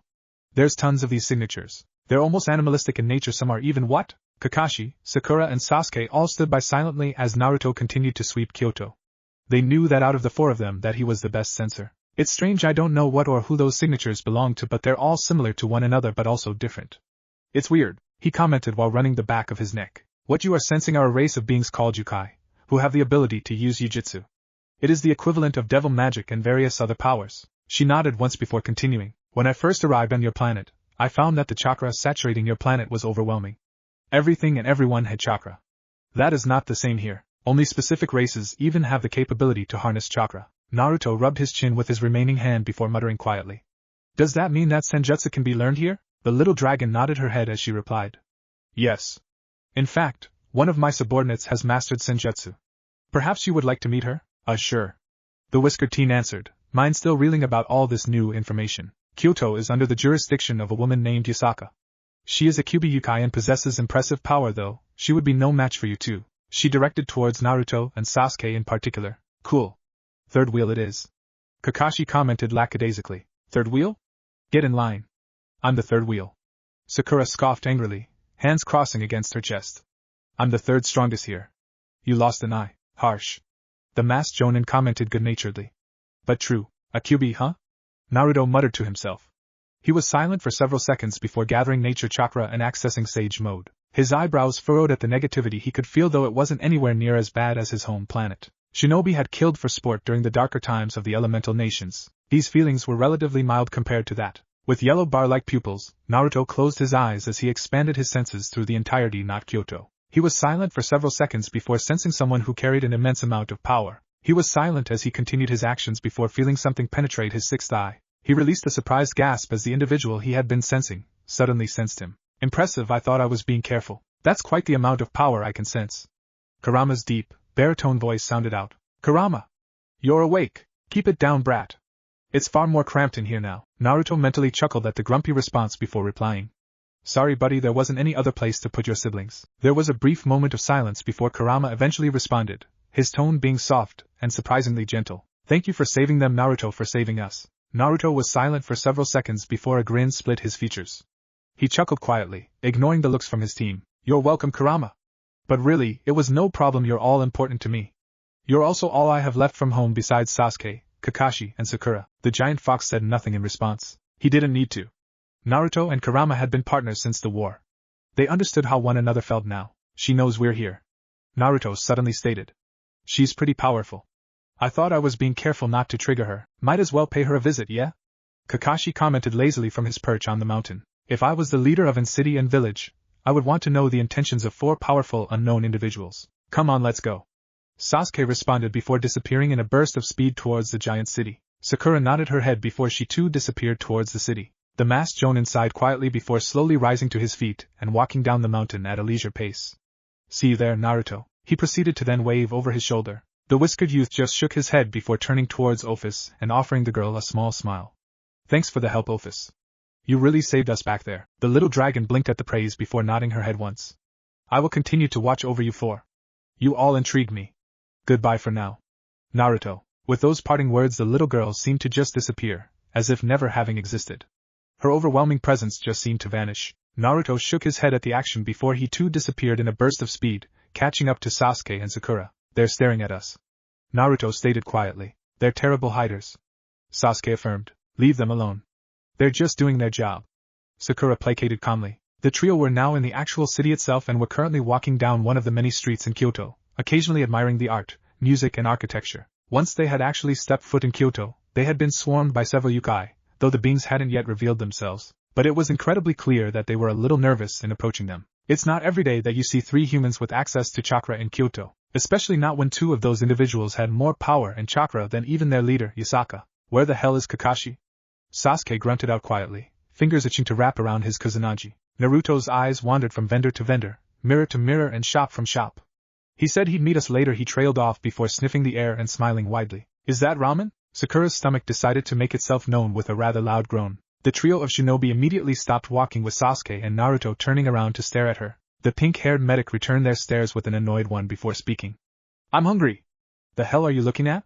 You want to get knocked out? Her right fist waved back and forth angrily, knuckles white due to the force. The 2 best friends, wisely, decided that angering the beast certainly wasn't worth it. Ramen? Naruto suggested with a raised eyebrow. Ramen. Sasuke affirmed with a nod of the head. That's what I fucking thought. Sakura huffed indignantly. The 2 males of Team 7 did not bother commenting and made their way to a comfy-looking ramen stand. Upon taking a seat at the tiny restaurant, Naruto slammed a palm to his head. We don't have any money. We can't eat. The ebony-haired Avenger scoffed quietly before reaching into one of his pockets and pulling out several bills of yen. Idiot. You didn't pickpocket? Naruto looked affronted as he replied. Stealing is wrong. Sakura also pulled out several bills from her pocket. We're shinobi, Naruto. It's what we do. The blonde teen just crossed his arms with a huff. I'm not stealing. Sounds like a personal problem. The Uchiha replied lazily. Before the 3 shinobi could continue their conversation, a young woman appeared before them. Hi. Welcome to Muse Ramen. What can I get for you? Naruto glanced up towards the woman and noted that she was rather young with an incredibly curvy figure. Her hair was snow white, and she possessed dimples. He could also sense you're a yokai? He questioned rather bluntly. The beautiful woman blinked at the statement, her eyes widening. How did you know? I can sense it. The blonde replied lazily while reading the menu of the restaurant. Oh. I'll have a miso ramen. His eyes rose towards the woman who now seemed very frightened at their presence. He rose his hand in a placating manner before offering the woman a gentle smile. We aren't here to start trouble. We're just hungry. The white-haired yokai was about to run away before the Uchiha's head rose. She was greeted to the gaze of a unique purple orb, surrounded by several ovals with tomos in them and a crimson orb with 3 tomos. Calm down. He ordered calmly. Do your job. 1 miso ramen. 1 serving of tomato soup and 2 servings of anko dumplings. After speaking to the woman, Sasuke deactivated his Sharingan before placing his chin atop his right hand. The woman immediately went to make the dishes that she was ordered to do with almost robotic-like efficiency. Sasuke. You shouldn't use your Sharingan for stuff like that. The Avenger ignored Naruto's statement with an eye roll. Until the woman that leads Kyoto directly demands our attention, I'm going to do what I want. The blonde-haired teen sighed loudly before mimicking his best friend. He closed his eyes as he too rested his chin atop his palm. There was a comfortable silence for several minutes as the 3 shinobi reveled in the comforting atmosphere. It's a beautiful city. Sakura commented offhandedly. The architecture is absolutely gorgeous. Definitely. Naruto mentioned with a small smile, eyes now open and roaming across the city from his seat. Kinda surprised that the people here speak our language. It's not our language, Sasuke commented. It's incredibly similar, but some words don't match. I noticed it while trying to read the menu. Half of it is literally unintelligible. Naruto glanced back down at the menu before frowning. Now that he was actually looking at it instead of skimming over it, he could see what Sasuke was saying. He only recognized the miso because of the picture. I guess we have to learn a new language? We have to learn a lot of things. Sakura added. You heard what Ophis said. There are other factions here. Even gods. Actual divinity. We're in enemy territory with absolutely zero information. A frown marred Sasuke's face. A shinobi's worst nightmare. He muttered quietly. I think we'll be okay. The Kyubi Jinchuriki, or rather multiple Biju Jinchuriki, piped up. We're strong and we got each other. That's all that matters, right? A smile formed on Sakura's face as she responded. I'll drink to that. Sasuke did not respond, but he did have a smirk upon his face, and that was as close to an acceptance as they'd get. Here you go. The white-haired waitress interrupted. She placed 3 separate bowls and plates on the table before bowing her head. Enjoy. She disappeared towards the back of the restaurant afterwards. Delicious. Not as good as Ichiraku's though. Nothing will be better than that, the standards are too high. Sasuke commented. I recall you going there by yourself at times, Sasuke. The ebony-haired teen shrugged his shoulders at Sakura's statement. Ramen isn't my favorite dish, but they did know how to cook. It helped that their onigiri was amazing as well, couldn't go wrong with Ichiraku's. Never thought I'd hear the almighty Uchiha Avenger praise Ichiraku. The world must be ending. Naruto commented between slurps. Well, it kind of did. Idiot. The Avenger reminded with a raised eyebrow, gingerly sipping on his soup. Still sad about that one. Naruto commented with a slightly downtrodden expression. There's nothing wrong with that. The medic said with compassion. Yeah, unless you're a little. Sasuke quipped with a side-eyed glance at Naruto. It had the expected outcome of angering Naruto. Fuck you. Oh, I'm sorry. Sasuke feigned hearing as he placed his right hand up to his ear. Did I hear a crying? The blonde teen immediately launched a punch towards Sasuke, who took the blow and rolled. The blonde teen immediately chased after him. Sakura just sighed quietly and ate her dumplings, ignoring the 2 children she called teammates. Fucking idiots. Team 7 idly walked through the city of Kyoto after finishing their meal. Sasuke and Naruto had fought like the children they were, and Sakura had drank like the ant she wished to be. Kakashi is here. Naruto mentioned offhandedly. Not a second later did the masked Jonin land behind his team, face buried in a small white book. That's why you decided to go by yourself. Sakura states with a twitching eyebrow. So you could buy your stupid porn. It isn't stupid, Sakura. It is art. An uncultured swine such as yourself wouldn't understand. Kakashi replied in an upbeat manner. Before Sakura could punch the Jonin through 15 buildings, they were finally stopped by a woman who possessed a wolf's tail and ears. Odd it seemed, the entire city went silent. Sasuke's eyes roamed along the streets, and noticed the lack of people and activity. Interesting. The wolf woman was then joined by another dozen yokai. They surrounded Team 7, but their stances leaned on being friendly instead of hostile, which was a good call for them. Because if they wanted to be hostile, then Sasuke would give them hostile. He was always ready. Halt. Please state your business in Kyoto. The young woman demanded nervously. Naruto offered a small wave with a smile. Yo! It seemed to only make the woman even more nervous. Her shoulders trembled nervously as her gaze swept through the group multiple times. You work for Yasaka? Naruto questioned in a friendly manner. If so, we have no problem meeting her. My name is Naruto Uzumaki. Following his greeting, Naruto grinned widely before pointing to each of his teammates, and naming them off. This asshole is Sasuke Uchiha. The aforementioned Uchiha just stared blankly at the wolf woman, not bothering to actually greet her in the slightest. That's Sakura Haruno. She's really violent. Naruto was immediately punched through 17 buildings following his accusation. The group of yokai were immediately horrified. They hadn't even seen the girl move. I'm not violent. The pink-haired medic raged on with a clenched fist. Not a moment later did Naruto reappear in his previous spot, only this time with a healthy black eye, and introduced the last member of Team 7. That's Kakashi Hatake. He likes porn. The masked man raised 2 fingers in greeting before replying, face still in his tiny hentai manga. You're damn right I do. Silence. An awkward silence, at least for the group of yokai. The wolf woman eloquently managed. Anyway, Naruto loudly declared while clapping his hands. Are you going to take us to Yasaka now? I hear she's the leader of this city and that she's really strong. I suppose, the woman answered. Well, what are we waiting for? Naruto replied with a loud chuckle. He set off in a slow march towards a random direction. Actually, that isn't the way. She trailed off once the teen U-turned. The boy was now apparently heading in the exact direction he was supposed to be. How did you? Don't bother. Sasuke interrupted with a quiet grunt, immediately matching his friend's pace. Sakura and Kakashi shrugged their shoulders before following after the Uchiha, not bothering to wait for the wolf yokai to speak. Several seconds passed by in silence as the group of yokai tried to process what had happened. It took longer than they would have liked, but eventually the wolf yokai snapped to attention. Hey. Wait. I'm supposed to be leading you away. She immediately ran off towards the group of shinobi, wolf tail flopping behind her. The other yokai just looked at one another in confusion before shaking their heads and following after their group leader. Where you at? The wolf yokai finally reached the blonde teen as she huffed in a tired fashion. How the hell had they managed to get this far by walking? Asuna had been running after them the entire time. What the hell were these humans? I am supposed to lead you. Her hands rested on her knees as she exhaled heavily. Holy shit, how are you so fast? I am Speed. Naruto replied with a cheeky smile. I have no idea what that means, the wolf Yukai responded with furrowed eyebrows. She was silent before getting her breathing under control and offering the group a nervous smile. Follow me, please. She immediately began to lead the group after her words, with Team 7 reluctantly following. Great, Sasuke muttered under his breath. She's an idiot too. Adana's wolf-like ears lowered down onto her head in a pitiful manner. A small frown graced her face at the boy's harsh words. Nay, Sasuke. Don't be an asshole. I think she's cute. Naruto commented with a small smile. The blonde teen's compliment made the wolf Yukai blush in embarrassment. You think everything that's stupid is cute? Sasuke replied snidely. Again, the poor yokai's ears lay flat against her head. What's your name? The pink-haired shinobi asked as she lightly, read harshly, elbowed her teammates in the ribs. Oh. And my name is Asuna, I'm one of Lady Yasaka's guards. She replied in a timid fashion. You're a shitty guard. Sasuke insulted near instantaneously. Sasuke! Naruto hissed quietly. The ebony-haired teen turned towards his friend before rolling his eyes. Fine. He'd play nice. You're less than shitty. The Uchiha corrected. Why are you such a bully? Asuna wailed as tears fell down her face. Great, now the idiot was crying. Splendid. You really do hate women, don't ya, you bastard? The blonde teen remarked, watching the crying wolf Yukai lead them to Yasaka's manor. I hate dumb women. He corrected with an indignant sniff. Kakashi chimed in from the back of the group. No, you hate women. He's an incel. Naruto insulted with a mocking grin. Listen, idiot. You don't even know what that word means. The Avenger accused in annoyance. Do not. Sakura grunted in annoyance before speaking. Just fucking kiss already.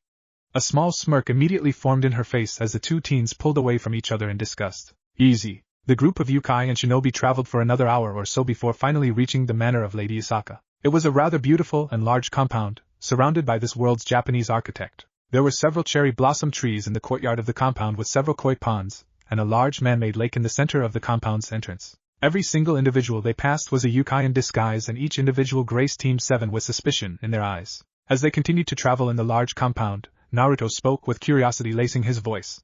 So how many Yukai live in Kyoto? Asuna jumped lightly from the question before answering quietly. A lot. Doesn't really help, but I guess it works. The blonde responded with a minor shrug of the shoulders. The group descended into silence following Naruto's comment. Asuna continued to lead the shinobi to her leader, passing by several Yukai who were quite powerful, just not as powerful as the woman Naruto could sense. They took several twists and turns in the compound before finally reaching a hallway with a single door situated at the end. Asuna led the group down the lengthy hallway before pausing at the door and knocking politely. A melodic voice resounded from the other side of the door, likely Yasaka's, and granted them permission to enter. Asuna placed one hand on the door before sliding it to the right. She led the shinobi into the room before stopping at the large table situated in the middle of the room. Naruto could not see the woman, since she was sitting in the farmost chair at the table with her back turned, but he could sense her. The room was more like an office or meeting room, if anything.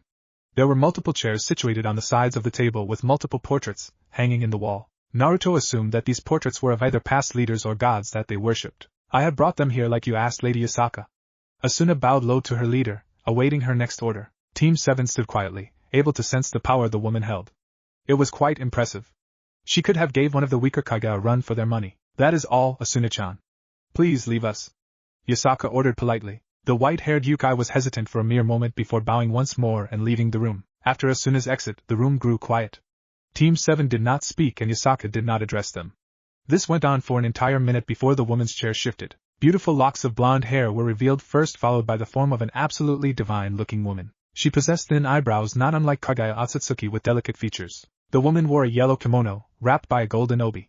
A black pelt with gold skulls and lines hung off her dainty shoulders. Her yellow kimono was open and revealed the woman's rather gigantic. A gentle smile formed on her face before 9 golden yellow tails fluttered out from behind her, lazily swaying to and fro. A set of fox ears slowly twitched atop her head, topping off the form of this beautiful creature. Hello?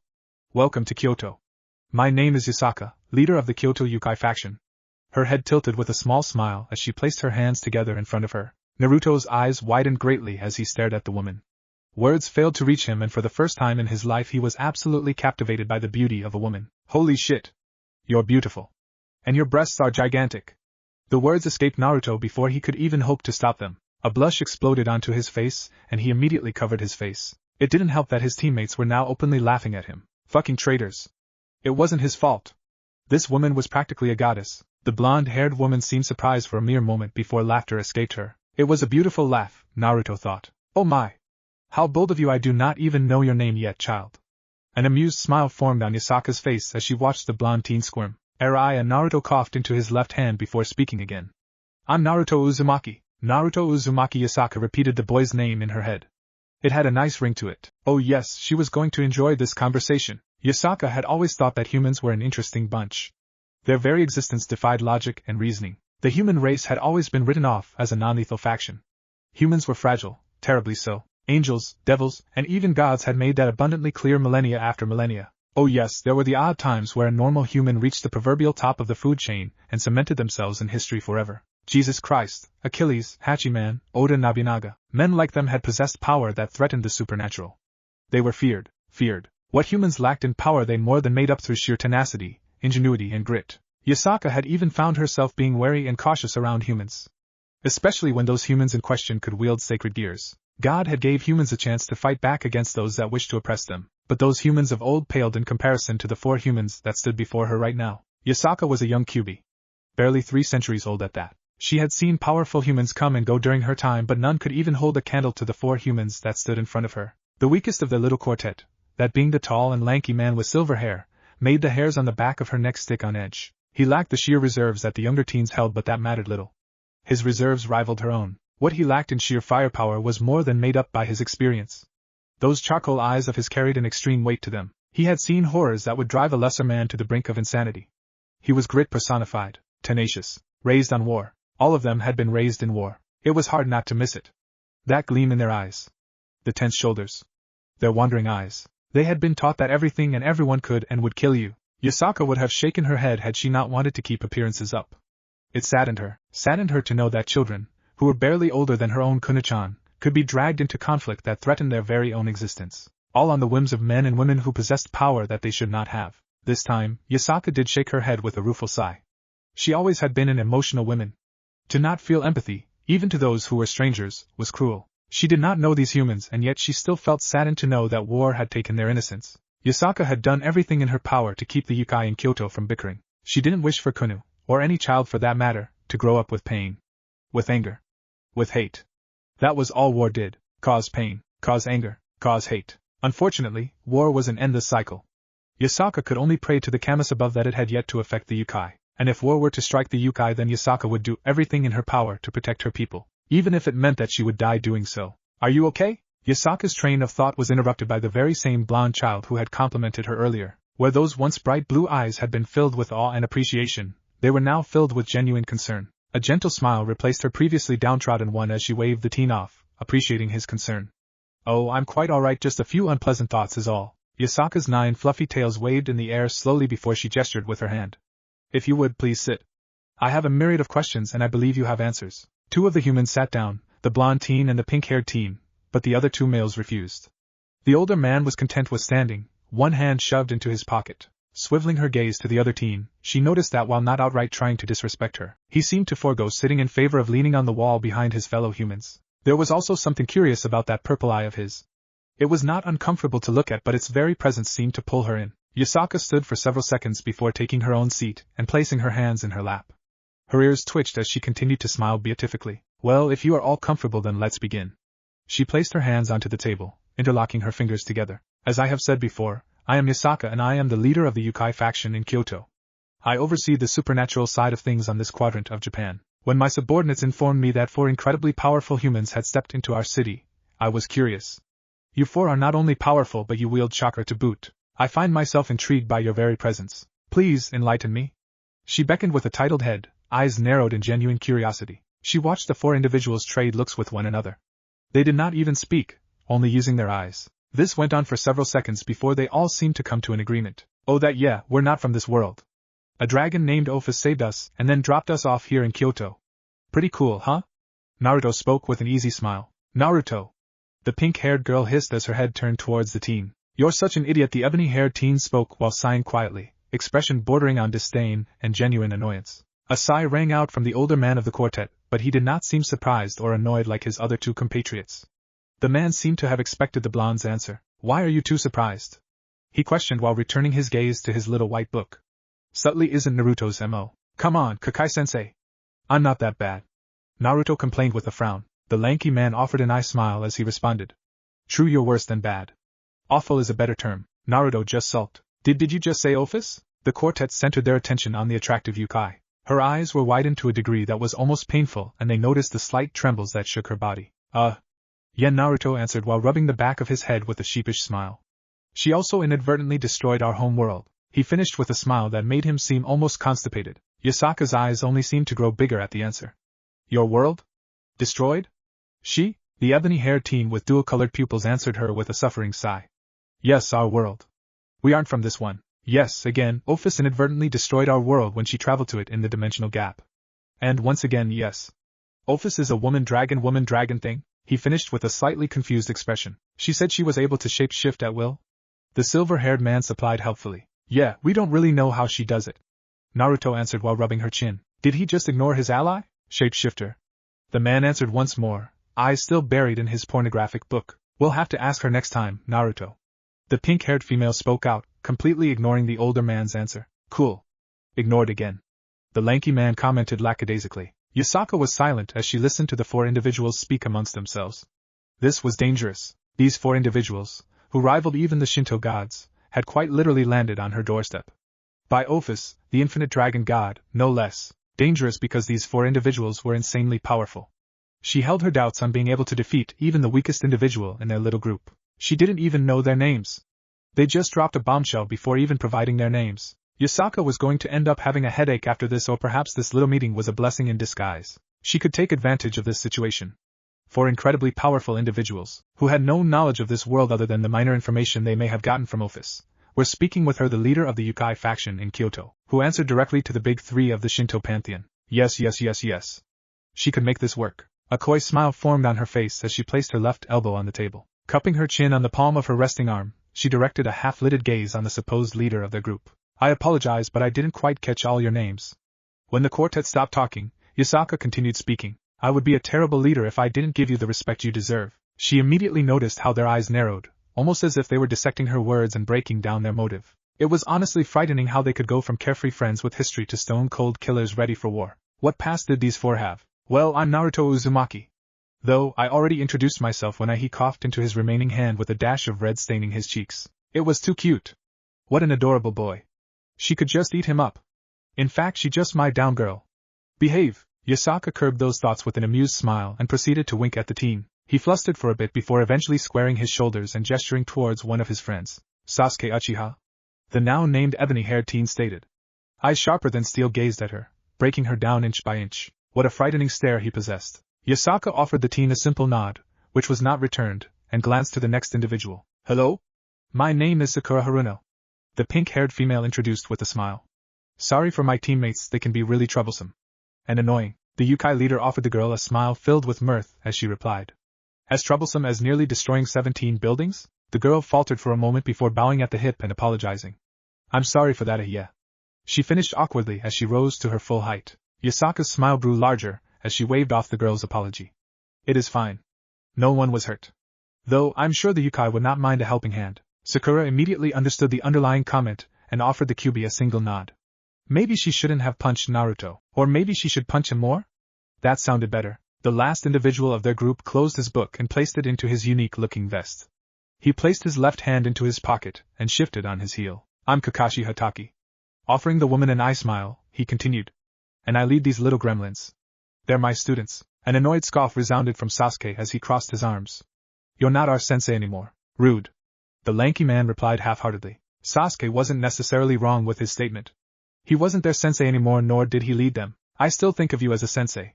Naruto piped up with a smile. Kakashi offered the boy a 2-finger salute before reaching back into his vest and procuring his book. You don't have to be a Sasuke. Sakura responded while rolling her eyes. I don't have to be a lot of things. He replied while closing his eyes. Still doesn't change the fact that I'm right. Yasaka observed the group as they bickered with one another like children. They insulted, jabbed and prodded at one another's nerves with the skill they had honed from years of being together. It was a rather amusing and interesting sight to see. Though their words seemed to not truly affect one another, she'd rather they not fight in her office. She cleared her throat quietly, internally pleased that the group of otherworldly shinobi had ceased insulting one another. Well, it appears that fate has smiled on you 4. Yasaka offered the 4 teens a small smile as she gestured towards them. If you would like, perhaps you could call Kyoto your new home? There. She threw her offer in. These 4 humans were unique and powerful, and while not necessarily Yukai, it didn't mean they couldn't aid in defending Kyoto if danger reared its ugly head. After all, she had already had a troubling run-in with a group of humans a few weeks ago. They were powerful and boasted several unique sacred gears with even a few Longinus at their disposal. It was only after blindsiding one of their weaker members and killing them was she able to escape. It helped that she had activated the ley lines, fighting them off while also retreating to safety. Activating the ley lines had alerted Amaterasu, which brought the wrath of the Big Three upon the humans who had dared to step foot in Kyoto. Yasaka was sure that they'd come back though. They had retreated just as easily as they had come, and the whole of Kyoto had and was still on alert from the surprise attack. Those humans clearly wanted something, whatever it was though, Yasaka did not know. To attack the leader of a faction that worked directly under the Shinto pantheon's sight was nothing short of suicidal. Humans always were an ambitious sort. I think I speak for all of us when I say that we would be honored to call Kyoto our home. Naruto spoke up, interrupting Yasaka's internal thoughts. But at the same time he glanced towards his friends with a minor frown and did not continue. The boy's pause caused a small frown to form on Yasaka's face. Is there something troubling you? I can't say that I can even hope to understand the pain that you've gone through regarding losing your entire home and world. But if I am able to aid where I can, then I will. Naruto's eyes shifted towards the woman before he sighed quietly. Let's be honest here, we're powerful. He gestured to his best friend and teammates. You and Office have spoken of other factions, and while I'm not the arrogant type, I'd rather not cause problems and stay a lot more off the grid. An annoyed scoff resounded from beside Naruto. You're going to be the one who gets us discovered. You don't even know what subtly is. Idiot. Shut up. I can be subtle. Naruto refuted with an annoyed scowl. Yes, and I can be nice. The Uchiha snarked back with a smug smirk. The second you see some random yokai in trouble, you're going to toss around a dozen raisin shuriken and bring the might of every faction that exists on this planet on our heads. Naruto raised a finger in defiance, ready to refute Sasuke's words. He's not wrong, Naruto. Kakashi piped up, eyes glued to his porn. It may not necessarily be bad or anything of the sort, but sooner or later this world will find out about us. We are not weak. Far from it. The lanky man stopped reading his book, closing it and tucking it into his flak jacket. His eyes were sharp as he gazed at his former student. It only takes one incident, whether it be positive or negative, for this world's supernatural beings to notice us. And who knows, perhaps they are already aware of us, who can say? He shrugged his shoulders before continuing. This world isn't the same as ours. If you step on someone's toes and they take offense, you and us will paint a target on the whole of Kyoto and even the Shinto pantheon. Getting his point across, Kakashi crossed his arms against his chest before leaning back against the wall. This decision isn't to be made lightly. There are clearly positives and negatives, housing and information as an example. He closed his eyes before finally finishing. I don't mind taking up Yasaka-sama's offer. We certainly have our options, but who's to say that the other factions will even accept us? Perhaps they'll see a threat and hope to strike us down. TCH. Sasuke scoffed with a sneer. They can try. Now's not the time, Sasuke. Sakura finally spoke with furrowed brows. We really can't risk angering these unknown groups when we know nothing about them. The Uchiha sighed quietly but ultimately nodded his head at the girl's statement. Sakura wasn't wrong. There were only 4 of them, and while they were far from weak, Sasuke didn't necessarily fancy his odds against multiple groups of powerful beings and gods. Kaguya was difficult enough. It would only take a handful of beings like her to bring them down. He hadn't survived for as long as he had just to throw it away due to misguided pride. All the more reason to take her offer. Kakashi stated. I, for one, would not mind a soft bed and miso soup. Naruto was silent for a few moments before inevitably shrugging his shoulders with a smile. I was really only hesitating because I was thinking of you guys. I want what's best for us. And if you guys think that this is our best option, then I'm all for it. Might as well. What do have to lose at this point? Sasuke shrugged nonchalantly while leaning against the wall behind him. I can't wait to have an actual shower again. Sakura squealed happily. Kakashi said nothing but did give a thumbs up with an eye smile. Seeing that all of his friends had no problem with the decision, Naruto turned towards the leader of the Yukai faction and offered her a large grin. Team 7 would be honored to call Kyoto and by extension, the Shinto pantheon, our home. He bowed his head in thanks before rising. Thank you, Yasaka-sama. The Kyuubi just offered the boy a beautiful and gentle smile. When you 4 have settled in, we can continue discussions and terms at a later date. For now, whatever Yasaka was about to say was interrupted by a wave of powerful energy. A heavy weight settled upon her shoulders, followed by a brilliant flash of white light. Her eyes widened and she immediately cast the golden barrier in the room, protecting it from the inevitable explosion that would soon follow. Just as she had predicted, an explosion of fire engulfed the building. Her ears rang as she clenched her eyes shut, and she blacked out for a mere moment. Several seconds passed by in silence before Yasaka slowly opened her eyes. Her golden orbs widened in shock when she noticed that she was in a purple cage of some sort. Not a cage. Upon further inspection, she noticed that this cage possessed similar features to that of a human. Equipped with a torso, arms, and head. What was this power? You okay? Yasaka jumped slightly upon hearing Sasuke's voice. Why did her knees hurt?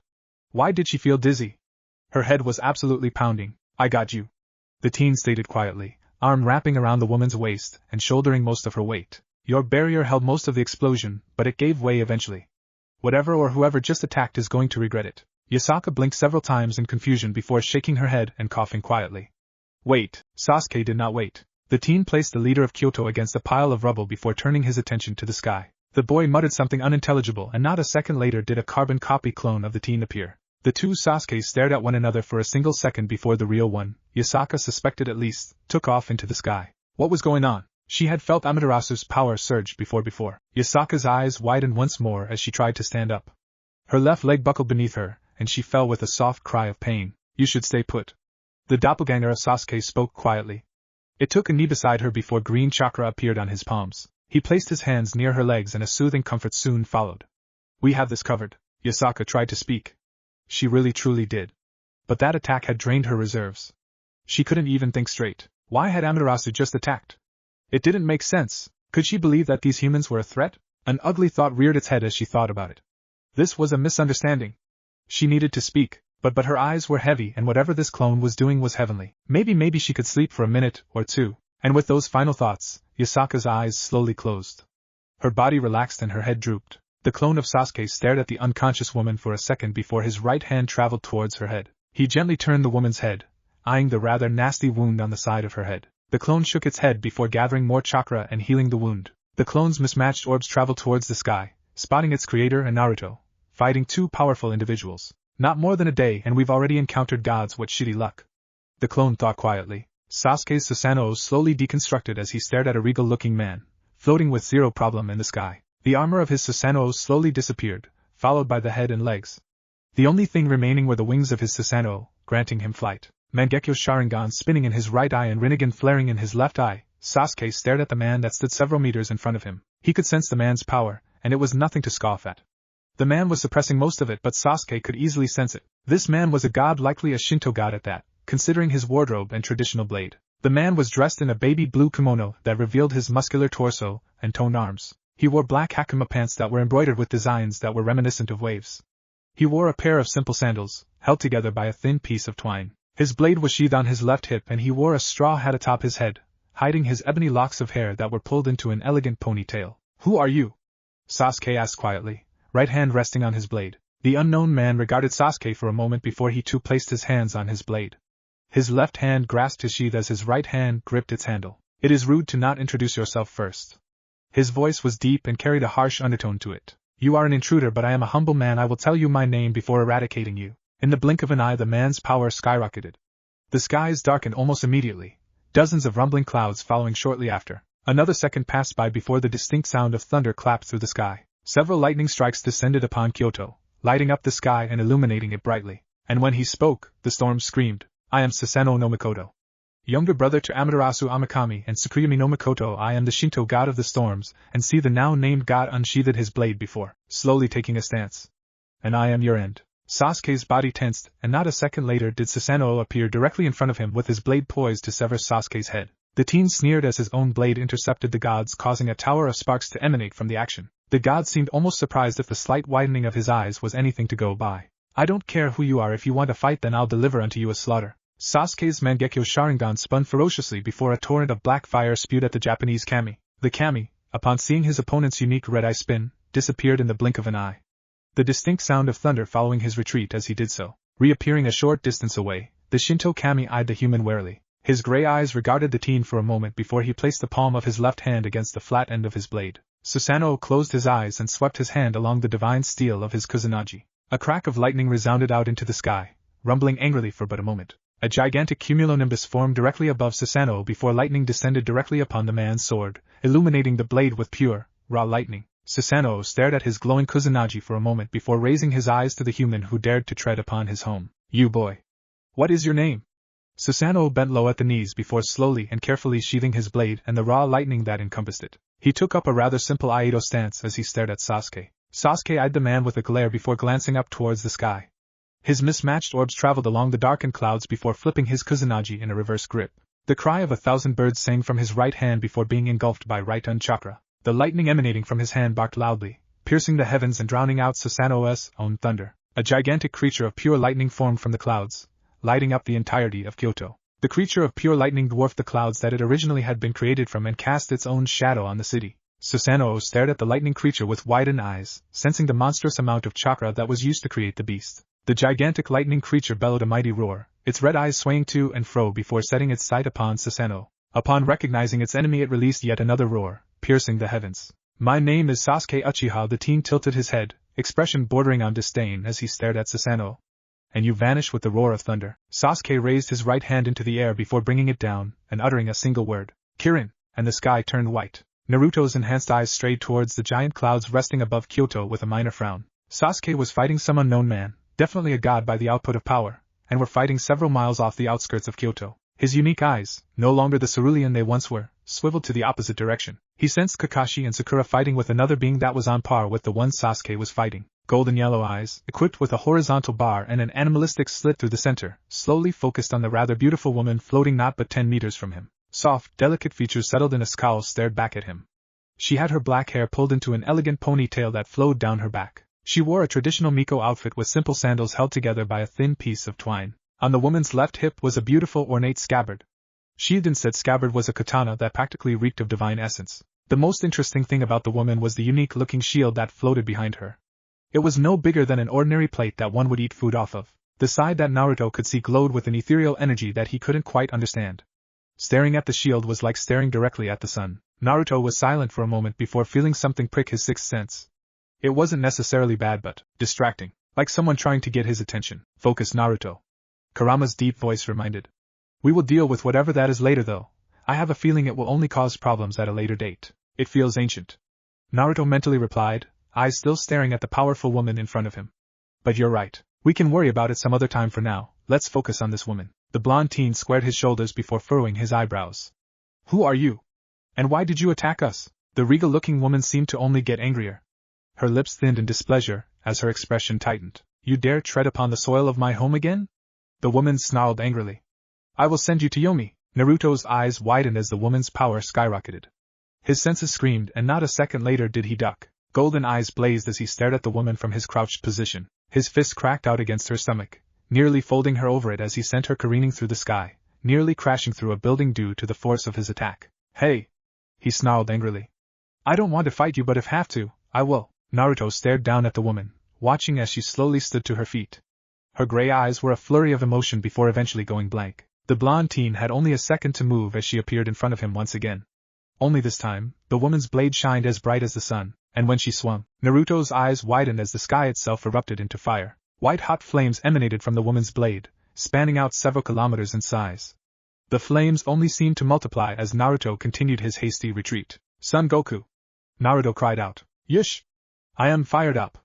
The Yambi roared out in response to Naruto. The blonde Jinchuriki skid to a stop in midair, as his arm became encased in pure lava before he reared the appendage back. Yotan, Kaijin Kazanryan no Jutsu, a dragon made of pure magma, molten rock and lava formed from his action. The giant construct of chakra was nearly the same size as Kurama as it emerged from the mountain of lava that Naruto produced. The beast roared loudly as its red eyes focused on the proverbial wall of flames heading towards its creator. The mighty dragon unfurled its massive wings and roared once more. It immediately charged into the sea of flames, engulfing it whole before exploding. An incredibly powerful shockwave detonated through the heavens as the jutsu swallowed the divine flames whole. You Naruto heard the woman speak softly. Who are you, child? Her tone lacked much of the anger it once previously held, but there were still tinges of it. Naruto shook his left arm, ridding it of the lava that had previously encased it. My name is Naruto Uzumaki. His body became engulfed in a cloak of golden chakra, unique designs appearing on his torso and arms. 7 pitch black orbs formed behind him and began to spin in a hypnotic fashion.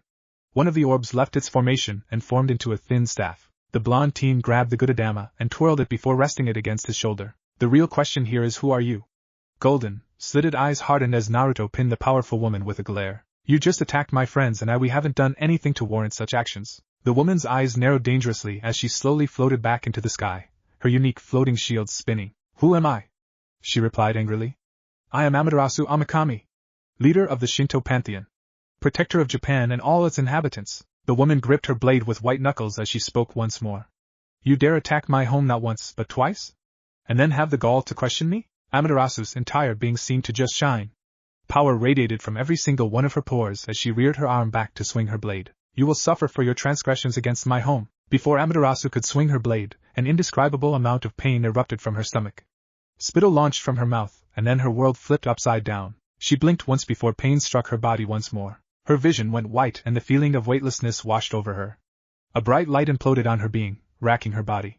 Her eyes rang and her head hurt, and then she did something that she regretted. Amaterasu opened her eyes. Pain, pain, pain, pain, pain. Make it stop thirts. She cried out loudly as a searing pain flashed across her belly, spreading out to every inch of her body. It felt like hundreds of thousands of needles were ripping and tearing her very being apart. The pain continued for what felt like millennia as her stomach was practically grinded away by the unseen assault on her body. What is this?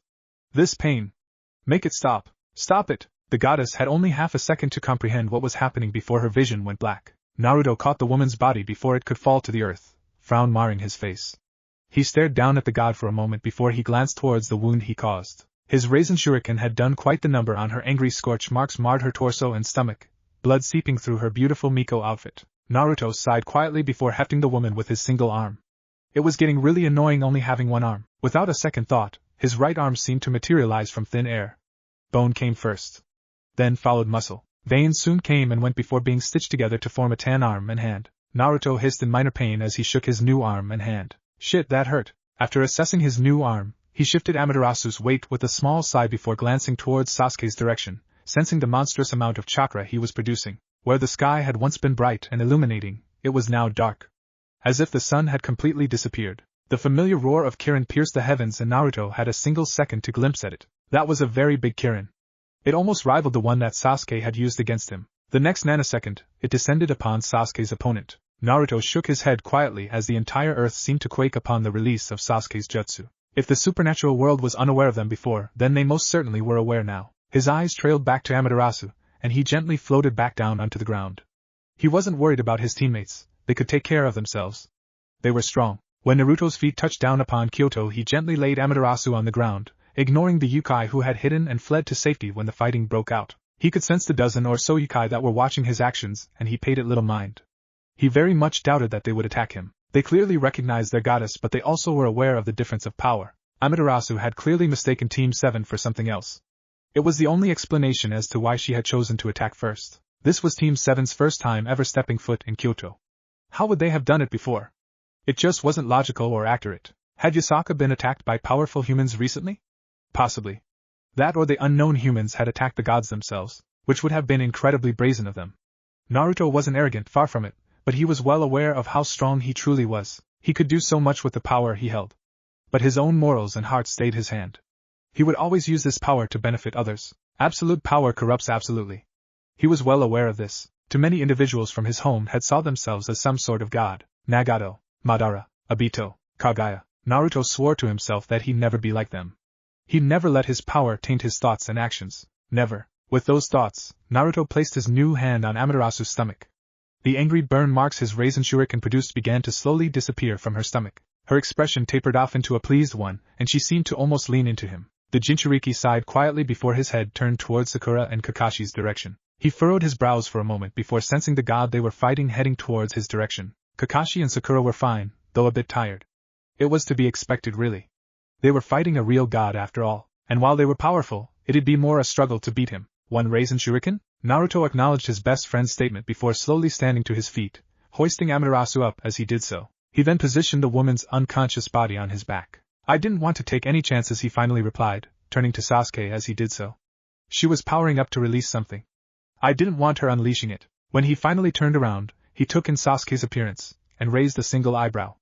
Other than the slight singes on his body, he was relatively fine. And who's your new friend? He asked with an amused grin. The Uchiha rolled his eyes as he adjusted Susanoo's body on his shoulder.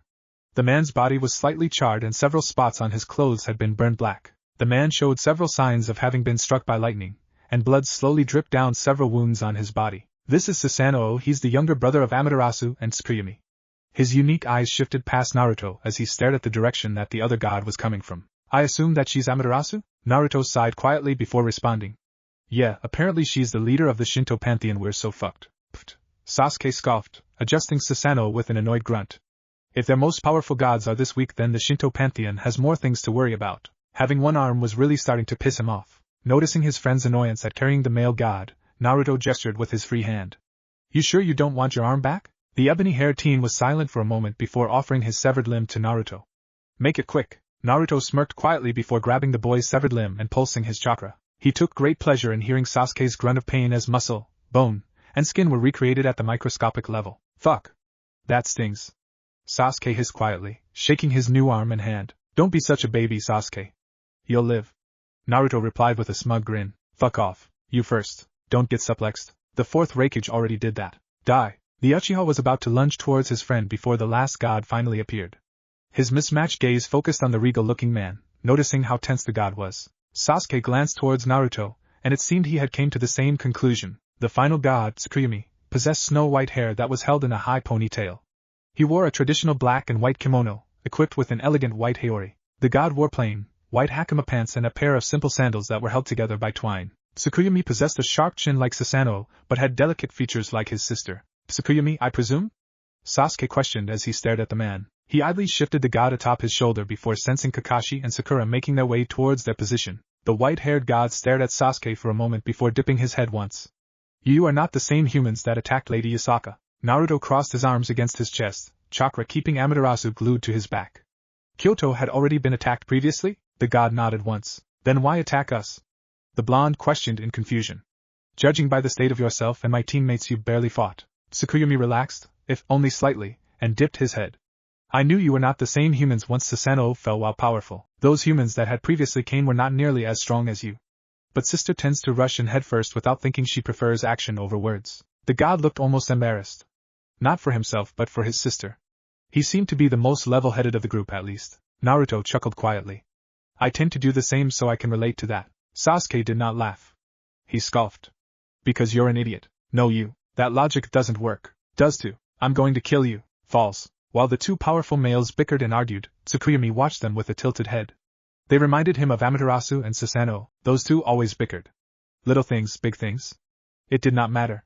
They would argue and fight for hours upon hours, but at the end of the day they always seemed to make up. Such an odd relationship. It seemed these two possessed something similar to his siblings. Tsukuyomi's gray eyes traveled away from the younger males and instead focused on the two individuals who appeared beside them. The same two humans he had briefly fought against. While these two were significantly weaker than the two males, they were still more than capable of standing up to him. It was a humbling moment for Tsukuyomi. Well, more humbling for his siblings. He had always been an humble individual. More so than his family at least. Susanoo was arrogant in nature, and though he worked hard to control his powers, it did not change the fact that he saw himself above others. This defeat would likely change him for the better, or so Tsukuyomi hoped. Amaterasu was not arrogant, but she tended to use action first instead of words. It had always gotten them into trouble with other factions. The Shinto pantheon might not be one of the strongest pantheons, but it was far from weak. Amaterasu tended to lash out at those who would disrespect their culture. Tsukuyomi would feel slighted as well, but violence begets violence. Force would not solve all problems. It usually led to mayhem. Mayhem led to grudges, and grudges led to hate. Tsukuyomi had lived for far too long to hold hate in his heart. His past and falling out with Amaterasu had cemented that. It was only after several centuries of never seeing his beloved sister again did he realize he had truly blundered when he killed Yukmachi. It was a stain on his honor, and while he had been disgusted by her actions, it did not merit her death. He had already begged for forgiveness. So, with a heavy heart and a gentle sigh, Tsukuyomi bowed to the four humans in front of him and spoke quietly. I would ask for your forgiveness, my siblings, and I do not wish for further violence between us. Let us talk instead. I beseech thee. The four humans regarded Tsukuyomi with slight surprise. Though, the blonde one was the first to speak. Hey. No bowing, it was just a misunderstanding. It's all good. He released an awkward laugh before glancing towards his compatriots. Right, guys? The two humans he had fought nodded their heads with small smiles. It happens. The silver-haired man stated lazily, hands in his pockets. It's okay, I tend to punch first, ask questions later anyway. The pink-haired female said with a laugh. Violent woman that she was. The ebony-haired teen that defeated Susanoo stared at the god for several seconds before sighing quietly, whatever he stated while turning towards the center of Kyoto. Let's get back to Yasaka. My clone healed her, and she's asking questions. Nay, Sasuke-kun. Sakura cooed with an annoying grin. Trying to steal Naruto's woman? Does the bro code mean nothing to you? She ended her statement with a scandalous gasp. Sasuke scoffed but did not reply, choosing to ignore Sakura's bait. She's not my woman! Naruto cried indignantly, face red from embarrassment. But she will be. Kakashi piped up with unseen smile. She was practically displaying herself for you, to be young again. Shut up. Stupid one-eyed bastard, the blonde muttered with an annoyed grunt. He disappeared shortly after in a yellow flash, leaving the group behind. Sensitive, no? Kakashi commented with a light-hearted chuckle. I think he likes her. The medic responded amusingly. Course he does, her chest is bigger than his brain. Sasuke replied while shifting Susanoo on his shoulder. He's always had a thing for blonde women with big. The Uchiha disappeared shortly after his statement, not waiting for anyone else's response. Sakura and Kakashi looked slightly surprised while Tsukuyomi merely seemed confused. The remaining conscious god stared at the remaining humans before sighing quietly and shaking his head. These humans were incredibly odd. Again, I wish to apologize on behalf of the Kyoto faction and the Shinto pantheon. As the leader of this region and its people, I should set a better example. The ebony-haired goddess spoke, bowing at the hip. I ask for your forgiveness moving forward and hope that you accept Lady Yasaka's proposal. Team 7 stared at the bowing goddess in silence for several seconds before Naruto eventually spoke. He raised his hands in a placating manner before speaking. It's fine. Really, it is, you don't need to bow or anything. He chuckled awkwardly when the woman rose with a confused expression on her face. Dear Kami, she was cute. Too cute. Sasuke, upon noticing his friend's dilemma, decided to aid him instead of stabbing him like he usually would. Regardless of our previous actions with one another, his mismatched gaze traveling towards Susanoo, who did not back down from the stare. All is forgiven. It was a simple misunderstanding. The goddess furrowed her eyebrows in concern as she spoke, left hand coming to rest against her chest. Still, it is my duty as the leader of the Shinto pantheon to solve this issue. Whatever you want or need, I shall grant. Careful, sister, the god of storms warned quietly. You trifle with humans. Hush! She snapped with angry eyes. It is your fault we are here in the first place. Susanoo's gray eyes alit with fire as he stood from the rubble he was seated upon. Mine? You were the one that destroyed Lady Yasaka's office. You convinced Tsukuyomi, and I, that the humans were back. The goddess shrunk at her younger brother's words, floundering for a rebuttal. She was saved by her former lover and brother. Susanoo. Tsukuyomi spoke, softly and quietly. Sister is not the only one to blame. We all made a mistake today. We should own up to it, and hope for a better future. Susanoo stared at his older brother with a frustrated gaze. But brother, no buts.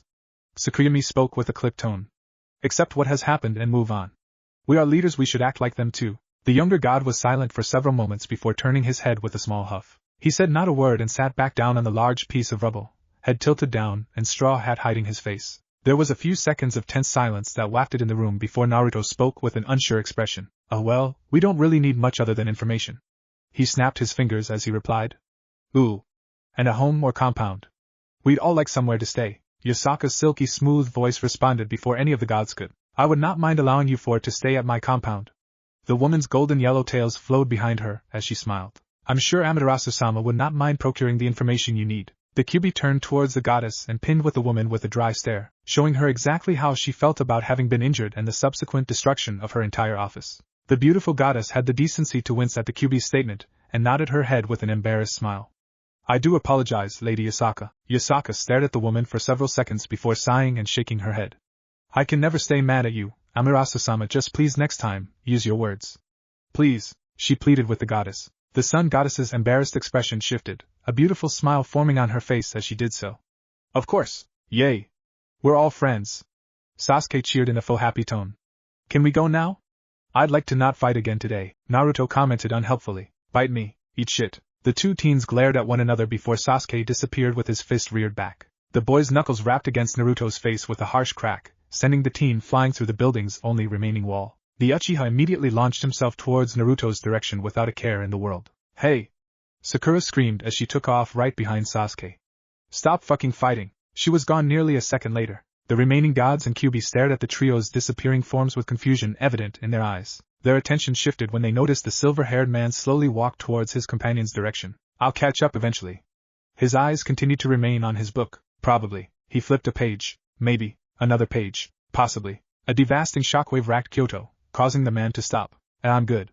Kakashi about-faced before disappearing through the ruined building in the opposite direction. There was silence for several seconds as the Shinto gods and Yasaka processed what had just happened. Their Amaterasu trailed off quietly, trying to find the right words. Unique? Tsukuyomi supplied helpfully. Insane. Susanoo stated firmly. Strange. Yasaka affirmed. So cool. Amaterasu shouted with proverbial stars in her eyes. Did you see how quick that guy was? Susanoo and Tsukuyomi just sighed heavily at their sister's actions while Yasaka smiled in amusement. It was going to be incredibly interesting with those four around. Yasaka just knew it. The last few days had been an annoying blur, at least Sasuke thought so. After their fight with the Shinto gods, Team 7 had been granted their own compounds to stay in. The compounds were very extravagant. Yes, that was the word, for it couldn't be anything other than that. The compounds granted to Team 7 had been bigger than the Uchiha clan compound in Konoha, and that was saying something since the Uchiha clan had been the biggest clan before the massacre. While Sasuke could begrudgingly admire the tactic that Yasaka was doing to get in their good graces, it was completely unnecessary. Kyoto was their home. And with it being their home, Team 7 would protect it. They'd already lost the elemental nations, what more was there for them to lose besides each other? While Sasuke would never openly admit to it, he truly worried for his team. Not so much Naruto per se, because the idiot was already stupidly powerful. No. Sasuke worried for Kakashi and Sakura. He'd never say it obviously. His pride was far too large for that, but nevertheless, he still felt the inclination to watch over them. They weren't weak, at least to the trash that roamed Kyoto, but they weren't nearly as powerful as himself or Naruto, and that made them targets. Apparently Japan, the country/island that they now resided on, was a hotspot for several huge factions and pantheons. One of those factions being the biblical one, or as Sasuke preferred to call them, the hypocrites, because that's all the biblical faction consisted of. Devils, angels, and fallen angels. Hypocrites to a degree that would make Madara and Obito green with envy, whereas Madara and Obito wished for some measure of peace through the Mugen Tsukuyomi, still hypocritical regardless. The angels preached of kindness and acceptance but could barely accept their own sins, for how could one criticize and belittle those who possessed differing beliefs and demonize those who chose not to align with your own views? The devils were even worse. They were nothing but filth and trash. Greedy souls who believed that power and status triumphed over all. The creatures believed that anything they wished for or wanted was their rightful privilege. It left a bitter taste in Sasuke's mouth when thinking of the devils. It reminded him too much of the boy he had been before the war, believing he was owed everything just because he was more talented than others. Felt that his grief and suffering was more than others. He hated the devils and he had yet to even meet one. Of course, if speaking rationally, Sasuke knew that his distaste for the creatures stemmed from his own self-hatred, but it wasn't something that was going to just go away. After all, not every shinobi was a good person and not every devil was a bad person. The same applied for the angels that called heaven their home and for the fallen angels that called the underworld their home alongside the devils. Sasuke himself would be a hypocrite if he didn't acknowledge the fact that not every yokai was a saint either. Being biased would get him nowhere, and he had come to accept this from his time with Orochimaru. Some individuals did not deserve sympathy in this world regardless of race and belief. Men and women who would sacrifice others and sodomize their own people was a monster that needed to be put down. Men get treated as men and dogs get put down. An eye for an eye was an analogy that Sasuke wholeheartedly believed in. He, now at least, would give his life if it would erase all the sins he had committed in the elemental nations. But life stopped for no one, and it wouldn't any time soon. Sasuke-sama? The ebony-haired Avenger would have rolled his eyes had they not been closed. Why did the servants address him with that honorific? He had done nothing to deserve it. Slowly rising from his kneeled position on the floor, Sasuke turned towards the entrance of his room, spotting a random servant under Yasaka's command. The servant was silent for but a moment before speaking, avoiding eye contact.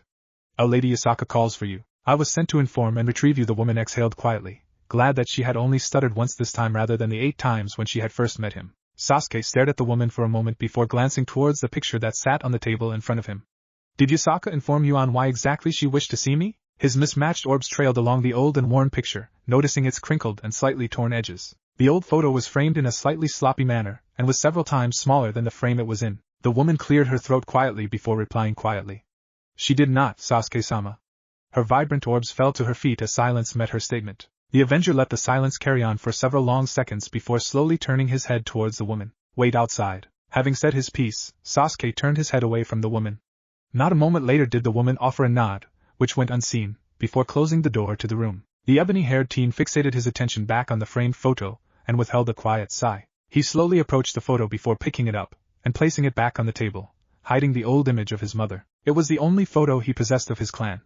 There were plenty more, but he had chosen to leave them behind in the Uchiha compound. The only happy memories he would associate with the clan after Itachi's horrendous actions was that of his mother. His father had been cut out of the picture alongside that of Itachi and himself, leaving only the image of his smiling mother on it. Sasuke sighed quietly before grabbing his kusanagi and sheath and leaving the room. The smell of cement and concrete filled Kakashi's nostrils as he took in a deep breath. His heartbeat slowed to a degree that would have worried even a doctor, as his vision sharpened. The silver-haired Jonin adjusted his prone body, legs spreading along the dirty and chalky wood as he shifted the weapon that sat in his hands. A gloved hand slowly reached up to adjust the magnification of the scope he was looking through. His right hand curled around the grip of the sniper rifle, index finger lightly resting on the trigger of the weapon. Kakashi gazed through the scope for several minutes as he remained as still as a statue. Barely 2 weeks into the yokai faction, and he was already being hired to kill people. Money talks and evil never rests. Kakashi would have snorted in amusement if he wasn't waiting for his target to grace his crosshair. A hitman was the term used. Kakashi still preferred shinobi though. Hitman just sounded odd. Being a contract killer hadn't been his first choice, but Kakashi was a killer. A damn good one at that. He might not be the absolute powerhouses that Sasuke and Naruto were, but he was an efficient killer. He had enough bodies under his name that would earn the respect of even the most profound shinobi in elemental nations. Anyone could kill after all. The skill lied with the how, when, and where. Give him a target, and no matter the difficulty, he'd eliminate them. An assassin was a better term for Kakashi, but at his core he was still a shinobi. He had flair and assassins lacked it. Shinobi were prideful and, as always, loved to show off. Counterproductive when it came to their professions, but semantics were something Kakashi cared little for. Kakashi's thoughts stopped upon noticing an all-black sedan slowly pull up to the coffee shop he was scouting. His crosshair glided over the back right window as his breathing slowed. His target? A billionaire. His crime? Not Kakashi's business, in all honesty. His name? Yoho Suzume. He was sort of a big deal in Japan. A man worth billions who owned several large companies and was responsible for most of the modern infrastructure that resided in Tokyo. Why was he being targeted then? That was sort of sticky. Yoho wasn't necessarily evil, but he wasn't a saint either. Any individual able to collect a wealth as large as his was never clean. It just wasn't feasible to garner copious amounts of money without stepping on toes and rubbing shoulders with criminal activists. Yoho was an ordinary man to that degree. Buying hedge funds and holding smaller businesses hostage as their companies slowly rotted from the outside due to shortage of stock. Trades, exploiting workers for minimum pay and skirting legalities. They were relatively tame for a billionaire, unless of course you added the illegal prostitution ring and drug cartel he monitored. Yoho was a shitty individual responsible for unshitty advances in Japan. But why specifically had he been drawn into affairs that involved the yokai? It's a funny story, that one. Yoho didn't actually know that yokai even existed. Hilarious, right? Kakashi thought so, at least. Yoho was just a man that had been at the wrong place at the wrong time. And by wrong place, Kakashi meant that he had basically groomed 2 young yokai women into being prostitutes. And by wrong time, Kakashi meant that those 2 young yokai women had been raped and killed shortly after being bought. So, it was really just unfortunate luck on Yoho's part. A pair of wolf yokai had suddenly disappeared when on a trip to Tokyo a few years back. Apparently they were the daughters of a rather influential yokai who sat in Yasaka's inner council. When the man had learned of his daughter's fate, it had become a moot point. Yoho's death was inevitable and no amount of money would change that. Was it fair to bully humans? Of course it was. Was it fair to Yoho? Of course not. Did Kakashi truly care? No. A job was a job and a contract was just a contract. Yoho fucked up and now he was paying the price, even if he didn't know he had fucked up. Maybe next time he won't fuck up. The door of the black sedan was opened by a man in a black suit, obviously one of Yoho's bodyguards. The man of the hour slowly stepped out of the vehicle before being crowded by his bodyguards while slowly entering into the cafe. Kakashi's scope followed the man the entire time, never leaving the man's form. He could have shot him long ago. Could have ended the man as soon as the door was opened. But Kakashi was a perfectionist at everything he did, learning jutsus, hobbies, etc. Everything needed to be perfect, and so Kakashi would wait for the perfect shot. His lower body adjusted one final time as he witnessed Yoho ordering his routine coffee and bagel. The man loved his coffee black with no cream and bagel with cheese. He always sat in the back corner of the restaurant, visible from only one side of the establishment. Yoho was a man of routine. He did the same thing every morning, right to the exact minute. In a few moments the man would take a sip of his coffee and bite into his bagel before dabbing his face with the napkin in his right hand. It was always the right hand. Never left. Left was communism. Bad. Not a second later did Yoho do those exact things, down to the napkin being in the right hand. Kakashi's breathing slowed and he inhaled a hefty amount of oxygen before going completely motionless. His crosshair centered just above the man's nose and he waited patiently as the wind began to subside. Guns were messy. Too loud and flashy, even for Kakashi's standards. But they got the job done just fine. A bullet would do nothing against the majority of the factions that existed in the supernatural world, but for humans, it was practically inescapable. Kakashi's index finger curled around the trigger of his weapon, and not a moment later did the bullet eject from the large caliber rifle in his hands. An incredibly loud noise barked from the weapon, a minor shockwave of air blasting the surrounding dust and dirt beneath the weapon. It was an odd thing. Watching a bullet travel through the air as if in slow motion. At least Kakashi thought so. He could actually outrun the damn thing and place his kunai right between the man's brain faster than the bullet from the sniper. But of course, he had to make it look like an assassination. Wouldn't do the yokai good if humans somehow caught wind of supernatural beings. No good at all. Microseconds later Yoho's head practically exploded, painting the wall behind him in brain matter and blood. Panic cries and movement began to spread throughout the establishment. Kakashi relinquished his grip on the weapon and disappeared from his sniper nest, leaving no evidence of his existence. Kakashi reappeared in the safe house designated by Lady Yasaka a few moments later. With his job done, he had nothing to do. The man pulled out his hentai manga and was moments away from sitting down in the old and dusty safe house before pausing for the briefest moments. Kakashi-sama. The jonin resisted the urge to sigh and paused midway in his movements to sit down. His charcoal eyes slowly trailed to the yokai that rested in the corner of the room. Her stealth skills were actually incredibly commendable, and silently raised an eyebrow. The woman slowly stepped out of the shadows after being silently addressed before speaking. Apologies, Kakashi-sama, but Lady Yasaka has asked that you immediately return to Kyoto upon completion of your assassination. She bowed a moment later, revealing the scaled tail that rested near her lower back. Kakashi sighed quietly before slowly putting his book back into his jacket pocket, and replying. Is there a reason? I was under the assumption that I'd get to rest before returning. He didn't have anything against Yasaka or anything, but he was just curious. The woman herself had sanctioned his mission and debriefed him on who the man was. Perhaps she needed him for another contract? The reptilian yokai bowed her head briefly before responding in a respectful tone. Lady Yasaka has another mission for you. I was graced with the briefest amounts of information regarding the task and was only told that you would be accompanying Sasuke-sama. Brow raised and interest peaked, Kakashi responded. All the more interesting then. He lazily held his hand towards the woman before speaking once more. Shall we, Malachite? The young woman smiled in amusement before grasping the man's hand. Thank you, Kakashi-sama. They disappeared not a second later, leaving the safe house abandoned. Sasuke strapped his blade and sheath behind him before staring at himself in the mirror. Gone was the old uniform and open-collared vest he previously wore. In its place was an unbuttoned black shirt with a pocket on his left breast. He wore a black shirt underneath that with gray form-fitting pants and black boots. Around his neck was a gold chain with the crest of the Uchiha clan as a medallion. Staring at his reflection, Sasuke couldn't help but frown. He felt weird in these more modern clothes. His open-toed sandals were the hardest thing to really get used to since he had never worn actual shoes outside of slippers when he was a kid. He didn't necessarily hate how he looked, but it would just take time, at least he hoped so. The rest of Team 7 had taken their change of fashion rather easily, with the only complaints coming from Naruto, who wanted to wear his mesh armor underneath his clothing. Other than that, everyone handled it fine.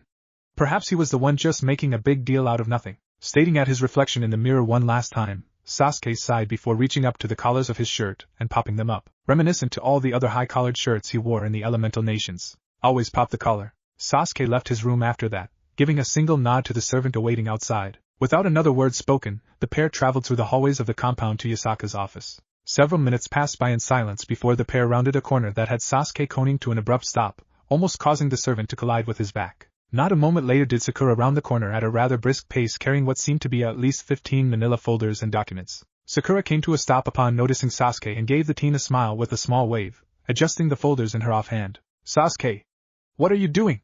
She asked, emerald eyes burning curiously, no doubt noticing the servant with him. Sasuke did not answer immediately as his eyes roamed down her body, noticing her wardrobe. Sakura's hair flowed down past her neck, no longer being held up by her Konoha headband. She wore a long-sleeved, light pink sweater that was cut off just a few inches past her that showed off her toned stomach. A pair of jet black yoga pants hugged her legs nicely with a pair of white sneakers upon her feet. Her outfit suited her. She looked good. He meant that honestly. Dragging his gaze back to the woman, he offered a small shrug. Yasaka wants to see me. I don't know what for. Sakura shifted her weight on her right leg, hip cocking outwards accentuating her curves. Well, whatever it is, good luck. She offered him a small smile before smiling at the servant accompanying Sasuke. Hello to you as well, Suzu. The yokai offered the pink-haired teen a smile while bowing. Greetings to you as well, Sakura-sama. Now. Sakura chided playfully. None of that. Suzu did not respond and only offered the woman another smile and bow. Sakura, in return, just huffed quietly with a playful roll of the eyes. Anywho, good luck on whatever it is you're doing, Sasuke. She adjusted the folders in her hands before continuing.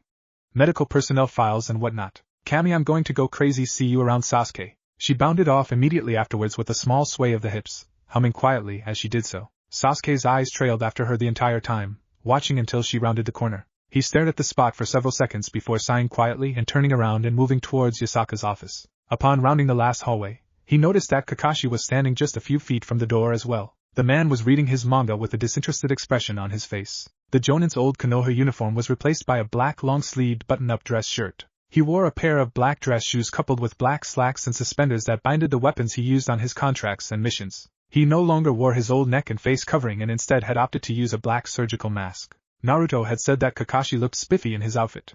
Sasuke would agree to some extent. The man was dressed sharply, that was for sure. The Avenger slowly made his way to Kakashi before stopping just out of the man's reach. No words were said for a few moments, as both men chose to remain silent. Both servants bowed before slowly blinding down the hall and disappearing around the corner that Sasuke previously emerged from. Slapping his manga closed, Kakashi offered an eye smile to his former student.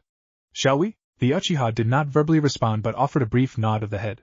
A moment later did the teen open the door to Yasaka's office. Sasuke and Kakashi were greeted with relative silence as they both entered the room, all talking coming to a halt as the door closed behind them. The duo were actually surprised that the room was filled with Yasaka's inner council. They usually weren't summoned unless Yasaka herself had something incredibly important to say or do. Sasuke shifted quietly with Kakashi slouching for the briefest of moments. It was not meant to be a gesture of disrespect, but Yasaka's council did not truly know them, and to them, it was seen as anything but disrespectful. Yasaka, however, didn't seem to mind or care. Kakashi. Sasuke. Yasaka greeted with a small smile.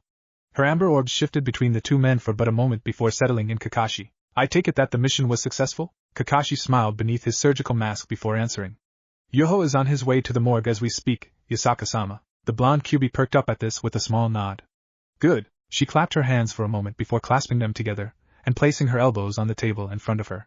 Now I'm sure you two are curious as to why you're here, she ventured with a raised eyebrow. The two shinobi traded eyes with one another for a moment before Sasuke crossed his arms against his chest. Is there someone you want dead that you don't believe Kakashi can handle?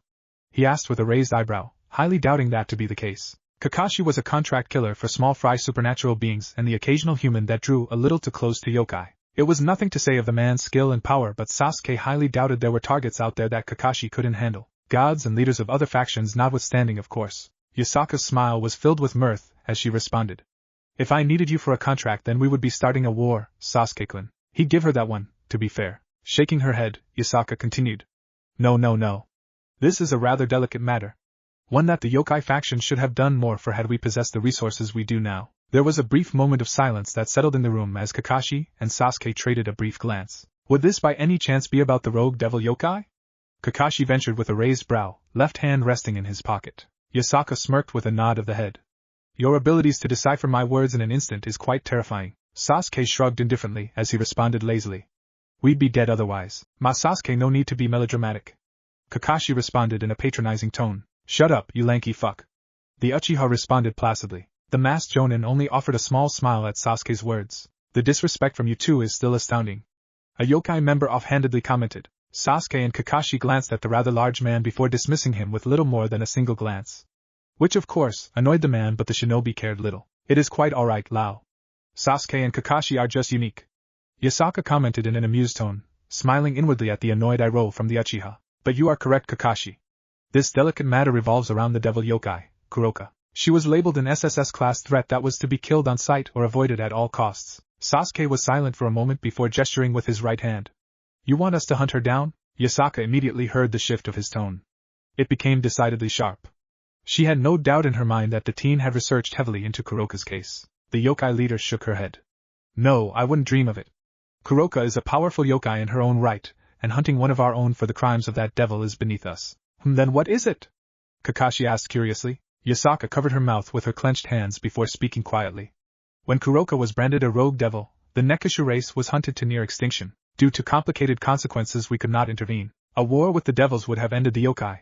Sasuke stated in brutal fashion, his arms crossing once more. Yasaka closed her eyes before sighing quietly and responding. The yokai lose an entire race of beings, and I was forced to grind my teeth and watch those who had committed those heinous acts get a slap on the wrist. She shook her head ruefully before glancing towards the ceiling. Lady Amaterasu wished to war with the devils on the spot. I talked her out of it. The Shinto faction lacked the firepower that the devils possessed. We were forced to bow our heads and grit our teeth at the loss. The Kyuubi went silent for a few moments before raising her head and staring at the two shinobi in front of her. Her amber eyes hardened exponentially so as she spoke. We no longer need to fear retaliation. I want reparations. I demand those who committed those crimes to be punished. I will not allow my people to be trampled upon any longer. Sasuke stated at the women for a few seconds before a small smirk crossed his face. Japan is Shinto territory. Rumor has it that the devils have two heiresses, who happen to be of direct lineage to two of the four Satans, residing in Kuo. Yasaka couldn't hide the smirk that graced her face. These two were far too perceptive. A few words and they could read her intentions like an open book. Kakashi raised an eyebrow before speaking. Potentially risking war. Sasuke scoffed quietly. If we wanted them dead, they'd already be dead. The masked Jonin nodded his head before stroking his chin. There is that. I reckon you want us to pressure the heiresses, yes? Kakashi ventured quietly. When no one corrected him, he continued. As long as those two heiresses reside in Ko, then they are bargaining chips. The Uchiha scoffed in disdain. The devils are arrogant to think they'd never be capitalized on. There were several murmurs that broke out amongst the yokai members in the room. Statements that supported the actions and others that believed it was too aggressive. The talking went on for several minutes as the yokai members bickered with another. It was then eventually silenced as Yasaka rose her hand, gesturing for everyone to stop talking. The Shinto faction has remained passive for long enough. I have Lady Amaterasu's blessing. There was a tense silence in the room for several long seconds before it was broken by Sasuke. What exactly do you want us to do in Ko? Yasaka's smile was positively devious. Yasaka hummed quietly to herself as she lazily spun in her reclining chair. Sasuke and Kakashi had left a few hours ago, heading directly to Ko. She had already sent a messenger to Ko several hours earlier to the heiresses stating that 2 representatives of the yokai faction would be speaking with them. She received no word back from the heiresses, but it mattered little. Sasuke and Kakashi had their mission and she highly doubted that they'd come back empty-handed. Her council had left only a few minutes ago and their distrust and dislike of the otherworldly shinobi, while understandable, was annoying. These 4 chakra-wielding humans were a boon. There were few in her inner circle who actually didn't mind the presence of Team 7 and the shift in power they presented, but they were clearly outnumbered. But at the end of the day she was the leader of the yokai, and she vouched for them. It also helped that a majority of the Shinto kami had vouched for Team 7 as well. Praise Amaterasu. Yasaka's thoughts were interrupted as a series of knocks resounded from the doors of her office. She placed her elbow on the table before propping her head on her clenched fist. Come in. The doors slowly opened afterwards and revealed it to be Naruto.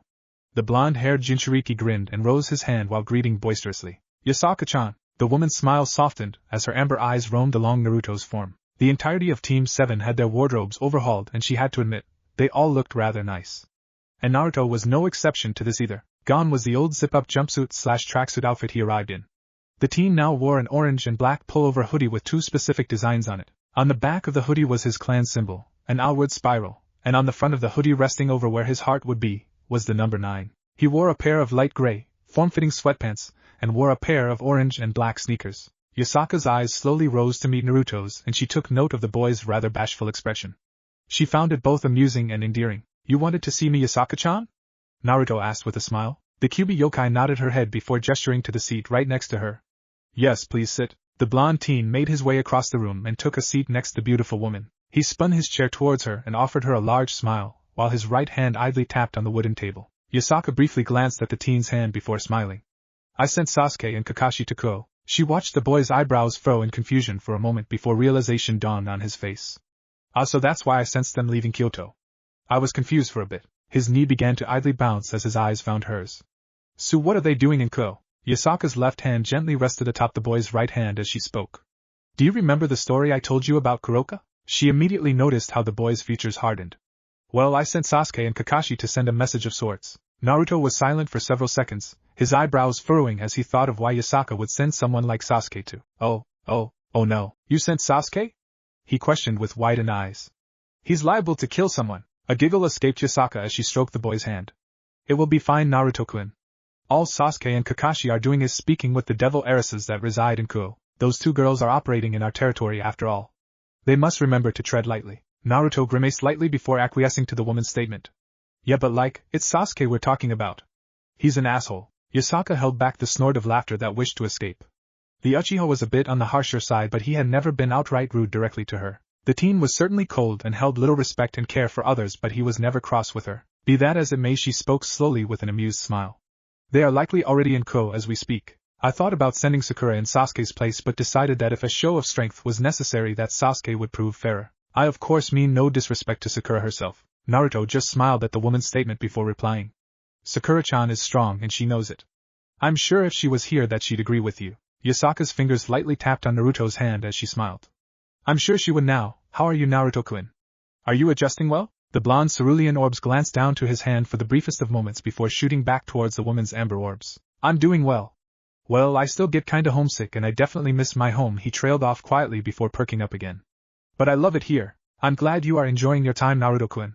Yasaka responded with a gentle smile. The next few hours were spent just talking as both blondes relaxed and relished in one another's company. Little did they know that a particular event would transpire in Ko revolving around Kakashi and Sasuke that would eventually force Team 7 into the spotlight of the other factions. Kakashi and Sasuke arrived in the relatively small city of Ko, and it was far smaller than Kyoto. The 2 men glanced at one another before making their way deeper into the city, focusing on the unique signatures that populated Ko Academy. The pair hardly spoke to one another, Kakashi opting to read his hentai and Sasuke preferring the relative silence. Half an hour passed by before the pair reached the high school that housed a plethora of unique and different signatures. Sasuke's eyebrow rose minutely at the different signatures he sensed. He could sense 4 unique and different signatures in the high school, which caused him to pause for the briefest moments. That must be the work of the evil pieces, Kakashi commented quietly, ignoring the looks he was receiving from the wandering pedestrians outside of the school's gates. It doesn't completely hide their original signature.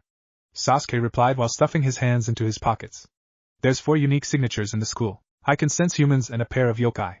I also sense several darker signatures which I assume are the devil's, as well as a pure signature that appears to be tainted, likely a fallen angel. The 2 men stood at the gated entrance for a few moments before seeing 4 female students slowly making their way towards the gates. 3 of the women carried the darker signature, leading both shinobi to assume that they were devils. The other woman carried the tainted light signature as well as the darker signature that her cohorts possessed. She was likely a fallen angel. The 4 women eventually reached the gates, and Sasuke resisted the urge to raise an eyebrow. How much milk did those 2 women drink? Their chests rivaled Tsunade's. Glancing towards Kakashi, Sasuke proceeded to roll his eyes. His former sensei was sending a small smirk his way while wagging his eyebrows. How did Sasuke know that Kakashi was smirking? He just did. The first woman was a redhead whose hair trailed all the way down past her rear. Her eyes were a very vibrant blue and her chest was large. Standing next to the redhead was a beauty in her own right. Her long ebony ponytail trailed all the way down her back and nearly kissed the ground. Her eyes were a beautiful violet and her chest was larger than the redhead's, which was already impressive in itself. Standing next to her was another woman with ebony hair whose locks reached down to her knees. She wore a pair of glasses and possessed heterochromatic eyes. She was quite beautiful. And last but not least, was yet another woman who possessed ebony hair, though hers was the shortest among the group. She also wore a pair of glasses and possessed vibrant violet orbs similar to his Rinnegan. She certainly lacked in the chest department compared to the other girls in the group. After assessing the young women, Sasuke glanced towards Kakashi before noticing the man's annoying expression. The Uchiha lashed out with his elbow, hitting Kakashi in his ribs and causing the man to release a rather painful wheeze. "Ma, Sasuke-kun, so rude." Kakashi commented lightly. "You're old enough to be their father." Sasuke replied placidly. Before Kakashi could reply, one of the women, the fallen angel hybrid, spoke aloud. Era. I wouldn't mind calling him daddy. Why don't you take that mask off for me?" The girl proceeded to wink afterwards, her attention directed only on Kakashi. A small smile graced Kakashi's face, which was hidden by his surgical mask, as he responded. "I don't think that'd be legal, MS?" He trailed off, fishing for the girl's name. "Akino Himejima," she responded as her eyes squinted. "But don't worry, I won't tell anyone." "Akino!" The redhead sputtered with a minor blush on her face. "Stop that." The 2 women who possessed glasses didn't seem to be affected by Akino's words and possessed calculative expressions on their faces, giving little away. "I assume that you 2 are the yokai representatives that Lady Yasaka spoke of?" Sasuke's dual-colored orbs traveled to the shorter glasses-wearing teen while nodding his head. The teen adjusted her glasses before offering a small bow. "My name is Sona Citri, heiress to the Citri clan." She gestured with her hand towards the other woman with glasses before speaking. "This is my queen, Tsubaki Shinra." The dual-colored woman offered the men a bow before addressing them. "It is nice to make your acquaintance. Please call me Shinra." Sasuke granted the woman a brief nod while Kakashi raised 2 fingers in a lazy salute. "Hello? I'm Rias Gremry, heiress to the Gremry clan." The red-headed beauty responded with a small smile. She gestured to Akino before continuing. "Akino is my queen." The ebony-haired teen licked her lips before offering the 2 shinobi a low bow. "Please call me whatever you like, though I prefer to be called master." Akino noticed, with some measure of disappointment, that the 2 men barely batted an eye at her sultry response. She'd clearly have to try harder then. "I'm Sasuke Uchiha."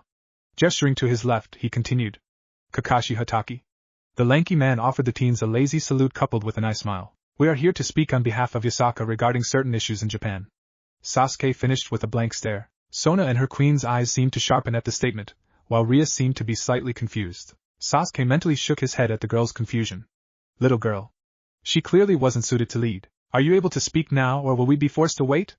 Sasuke none too subtly commented, eyes staring ahead at the school for a moment before returning to Sona, who he had already deemed as the more intelligent individual of the group. The shorter girl adjusted her glasses for a moment before glancing towards Rias, who seemed to be slightly offended at Sasuke's rather direct and blunt demeanor. "If it is all right with both of you, then I can have Tsubaki allow you to rest in the school council office while we finish up our classes." "That is, if you are willing to wait," Sona responded with one arm beneath her while her other hand gently gripped her glasses. Sona watched as the 2 men shared a brief glance, seemingly speaking without verbally doing so. The 2 were quiet for a moment before the taller man offered his partner an eye smile. They seemed to come to a decision almost immediately afterwards as the younger male directed his gaze back to her. "That is suitable," he responded with a simple nod. Sona nodded her head before gesturing for Tsubaki to open the gates. Not a second later did the gates begin to open, the 2 men slowly stepping foot onto the academy grounds. "Tsubaki, please direct Sasuke-san and Kakashi-san to the student council office." Tsubaki bowed to her king before turning towards Sasuke and Kakashi and gesturing for the men to follow her. The 2 shinobi followed without hesitation, slowly disappearing into the school behind Tsubaki. "They're strong," Sona commented with furrowed eyebrows. "You sensed it too?" Rias questioned while glancing towards her friend. The Citri heiress adjusted her glasses as she responded. They reminded me of Serorg, they're dangerous. Era more reason to watch them, no? Akino stated in an amused fashion. The redhead hummed quietly as she played with a strand of her long hair. Interesting. The Citri heiress could easily see the greed that shone brightly in Ria's eyes. She wanted them in her peerage. It was highly unlikely that they'd reincarnate, but what was odd was the feeling she got from them. They were human. Not yokai. It was strange because she could sense the bountiful amount of chakra that coursed through their veins. While they were clearly suppressing most of it, she could tell that they possessed an egregious amount of it. Humans with chakra? Interesting indeed. A pair of golden orbs shone with curiosity as Sasuke and Kakashi disappeared into Ko Academy. Humans with chakra, how interesting. Naya. Those two men were powerful. Even more so than she. Their chakra eclipsed even hers, and she was absolutely certain that it eclipsed Yasaka's as well. How had Yasaka found them? Now that she thought about it, Ofus had spoken with her briefly about being in contact with 4 incredibly powerful humans who could wield chakra. Ofus had never given a direct answer as to where they were or what they looked like or even their names, but she had confirmed that they were in Japan. A large smile formed on Kuroka's face as she stared at the school. Things were getting interesting. Vala did say he was itching to fight some strong people. Maybe she could convince him to come to Ko. Sasuke and Kakashi entered the office, noticing the handful of students in the room with them. All of them were devils and were likely a part of Sona's peerage. Tsubaki guided the shinobi towards the large round table in the center of the room before gesturing for them to sit. Please make yourselves comfortable. School does get out for another hour or so. If you need anything, please let Momo know. She gestured towards the white-haired teen who responded with a nod of the head. Thank you for your hospitality. Kakashi responded with a nice smile. Tsubaki said nothing in response but offered the men a low bow before leaving the office. Glancing around the room, Sasuke eyed each of the members of Sona's peerage, and outside of the male who was glaring at him, they seemed normal enough. The Uchiha turned his attention on his former sensei before resting his head atop his fist. We were being watched outside. Kakashi glanced towards his former student before leaning back in his chair, not caring about the fact that Sona's peerage was listening in on their conversation. Kakashi hummed quietly, fishing his hentai manga out of his pockets. I sensed her the moment we arrived in Ko. She's quite strong. The Uchiha closed his eyes before replying. You believe it's Kuroka? The shinobi ignored the quiet gasps that were released from Sona's peerage. Hard to say honestly. But she felt like a normal yokai on top of the devil's signature she gave off. I believe it's Kuroka. Sasuke was silent for a moment before replying.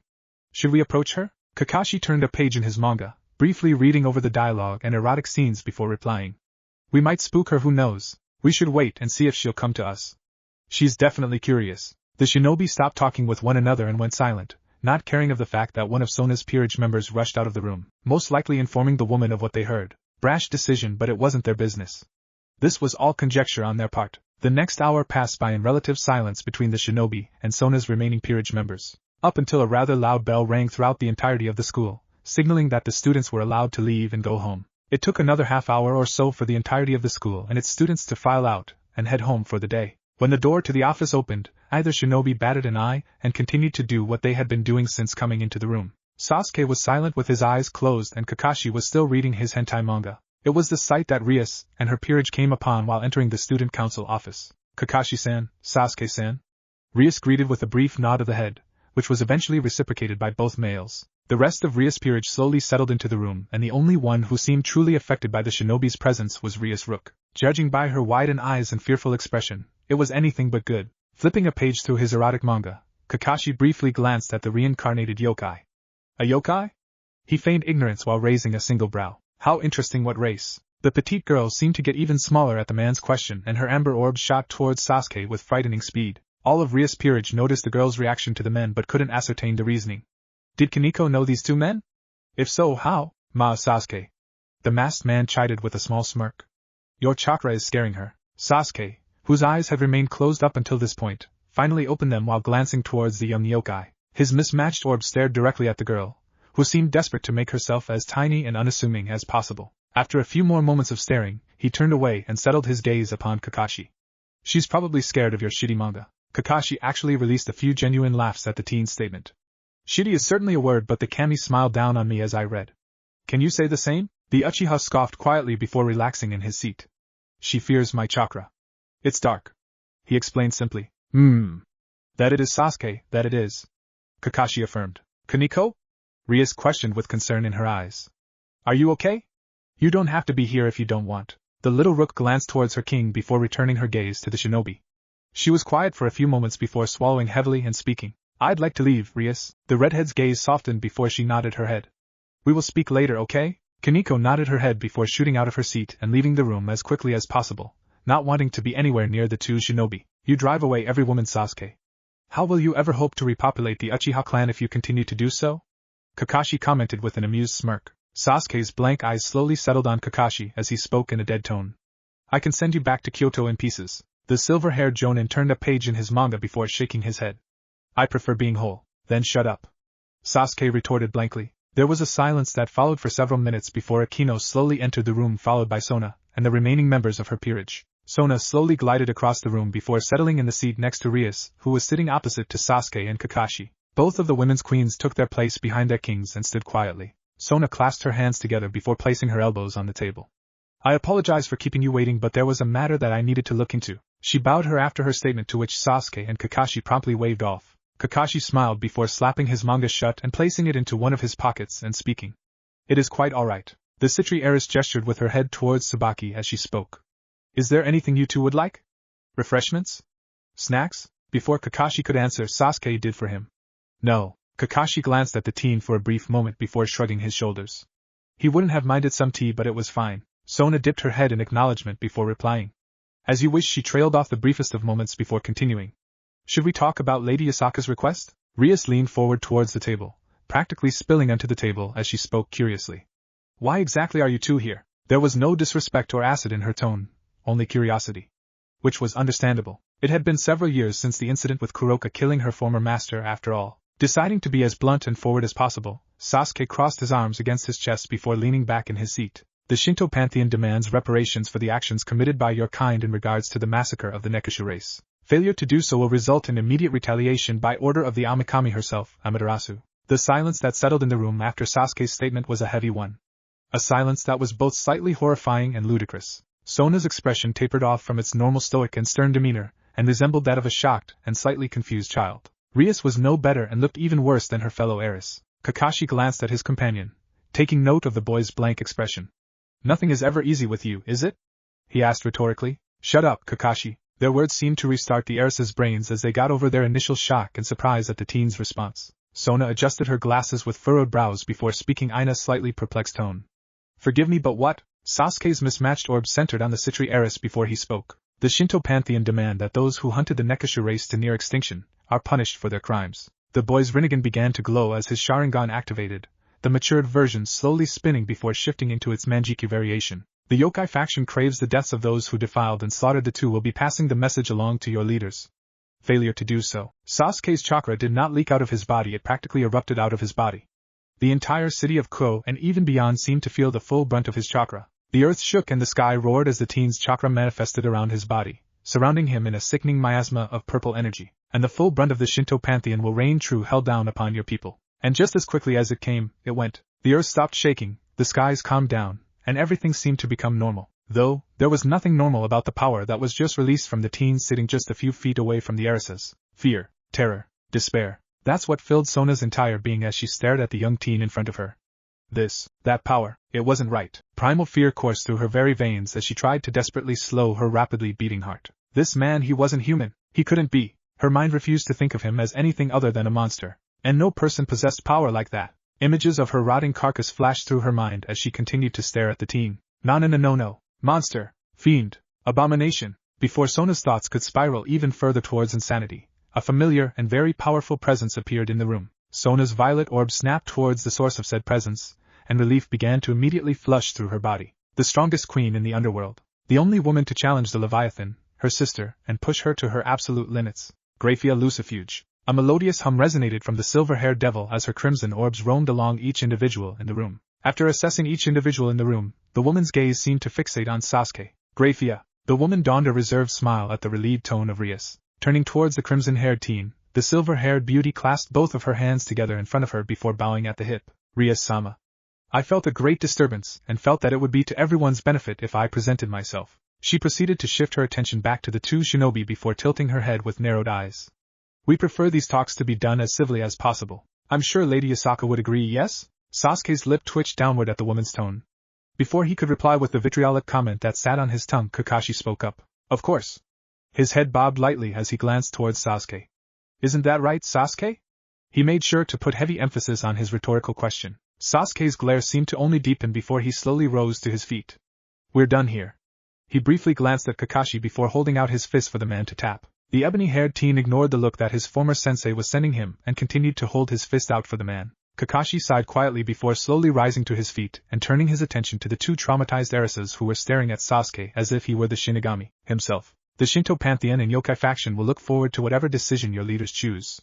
Have a good day. The masked Jonin then tapped his fist against Sasuke's own and they disappeared in the blink of eye, their presence completely vanishing as if never having been in the room. The silence permeated through the room for several long seconds before Grafia directed her attention to the two heiresses. What happened, Ria-sama? The red-headed heiress grimaced at the question before avoiding eye contact with her brother's wife. We have a problem, a very big problem. The two shinobi reappeared on the outskirts of Ko after leaving Ko Academy. Sasuke glanced around his surroundings before shaking his head and slowly walking forward, no true destination in mind. Kakashi sighed quietly before reaching into his pocket and procuring his manga. He matched Sasuke's rather sedate pace and let the silence hang in the air for several minutes. You antagonized them, Kakashi stated rather than questioned. He placed his left hand into his pocket before continuing. It would have gone better had that woman not shown up. The Uchiha frowned momentarily before shaking his head. It was always a possibility she's the wife of the current Lucifer as well as his queen, making Rias her sister-in-law. He shrugged a moment later as he continued speaking. It was a gamble that did not pay off, but that means little. Our message was sent, and all we need to do is wait for the devil's reaction. I'm truly interested in seeing what they will do. The masked Jonin hummed softly in acknowledgement before glancing at Sasuke out the corner of his eyes. Was such a display of power necessary though? Sasuke gave a non-committal shrug at the question. It got the point across. You traumatized those girls. Kakashi responded in an amused tone. They'll get over it. The Uchiha responded placidly. The two shinobi continued to aimlessly walk through Ko with no destination in mind and didn't seem to notice their surroundings slowly changing and altering. They did, of course, but chose to not react in any way, shape or form. It seemed like the kitten's curiosity finally got the better of her. Oh? It appeared that the little kitty brought a couple of friends with her as well, very powerful ones at that. As soon as Sasuke and Kakashi sensed the four individuals, a unique barrier seemed to form around them. It spanned out several dozen meters in all directions and seemed to wrap around them, surrounding them in a dome. Sasuke's eyes roamed along the black, cloud-like barrier and raised an eyebrow. Interesting, you sealed us off in a personal dimension. The Uchiha seemed to stare off into a random direction as he continued speaking. Its begrudgingly impressive Naruto struggled immensely with creating space-time manipulation jutsus. Kakashi gazed along the dome for several seconds before sighing quietly and pocketing his hentai. It seems the kitty wants to fight, He placed his left hand into his pocket as he shifted his weight onto his right leg. Why don't you all show yourselves? After a few seconds of silence, 5 individuals seemed to fade into existence several meters away from the shinobi. It revealed the forms of 3 men and 2 women, 2 yokai, 2 humans and a devil half-breed? Interesting. Naya. I told you, Valakuen. They're pretty strong. The playful voice of the female yokai sounded out. This woman was definitely Kuroka, judging by the cat ears and twin tails. She wasn't even bothering to hide her features. The man named Vala stared at the 2 shinobi for a moment before a small smirk formed on his face. Seems like I've finally found a worthy opponent. He took several steps towards the 2 shinobi before speaking. You there? He gestured towards Sasuke with his left hand. Fight me. The Uchiha stared at the silver-haired teen before scoffing quietly. And if I don't want to? He asked with a disinterested gaze. Vala's smirk seemed to grow as a pair of silver dragon wings manifested behind his back, the wings being a translucent bluish color. Then I'll force you to fight. After speaking, Vala rocketed off towards Sasuke, destroying the concrete beneath his feet due to the sheer speed and strength of his movement. The silver-haired teen was but an inch away from his intended target, his left fist on course for Sasuke's right temple. He blinked in confusion when his fist slammed through Sasuke, whose form seemed to blur out of thin air. What? After image, Vala's senses went haywire and before he could attempt to protect himself, a vicious blow to his right cheek sent him careening back towards the direction he came from. The descendant of Lucifer crashed into the ground and skipped along the concrete, destroying a large portion of the earth as he did so. There were several seconds of silence that followed, and it seemed that even Vala's allies were shocked by the display. TCH, Sasuke scoffed quietly before retracting his left fist.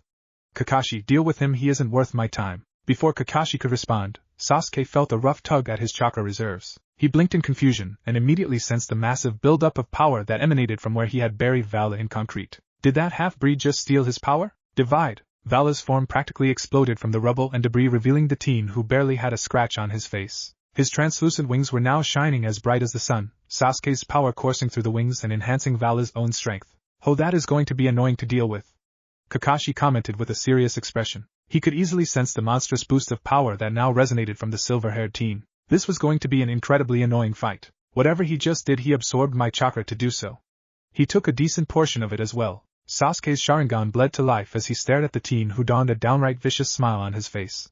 I suspect that there's a limit. I highly doubt such an ability doesn't have its drawbacks. Sacred gear? Kakashi questioned, his charcoal eyes watching Vala's movements. The Uchiha narrowed his eyes for a moment before speaking. A Longinus at that, it resembles the divine dividing. Fuck. Kakashi muttered in annoyance. Most sacred gears, while unique and powerful in their rights, would never hold a candle to the 18 Longinus that existed. Divine dividing was quite possibly one of, if not the most annoying Longinus class sacred gear, possessing the ability to half an opponent's power and or attack every 10 seconds. Whether or not it could continuously do so without continuous physical attacks was up in the air. Very few individuals survived against wielders of Longinus class sacred gears. This sacred gear could kill even a god if given the chance. A small smirk formed on Sasuke's face as he stepped away from Kakashi. Good luck. The Jonin scoffed quietly as his legs tensed, muscles coiling like a viper.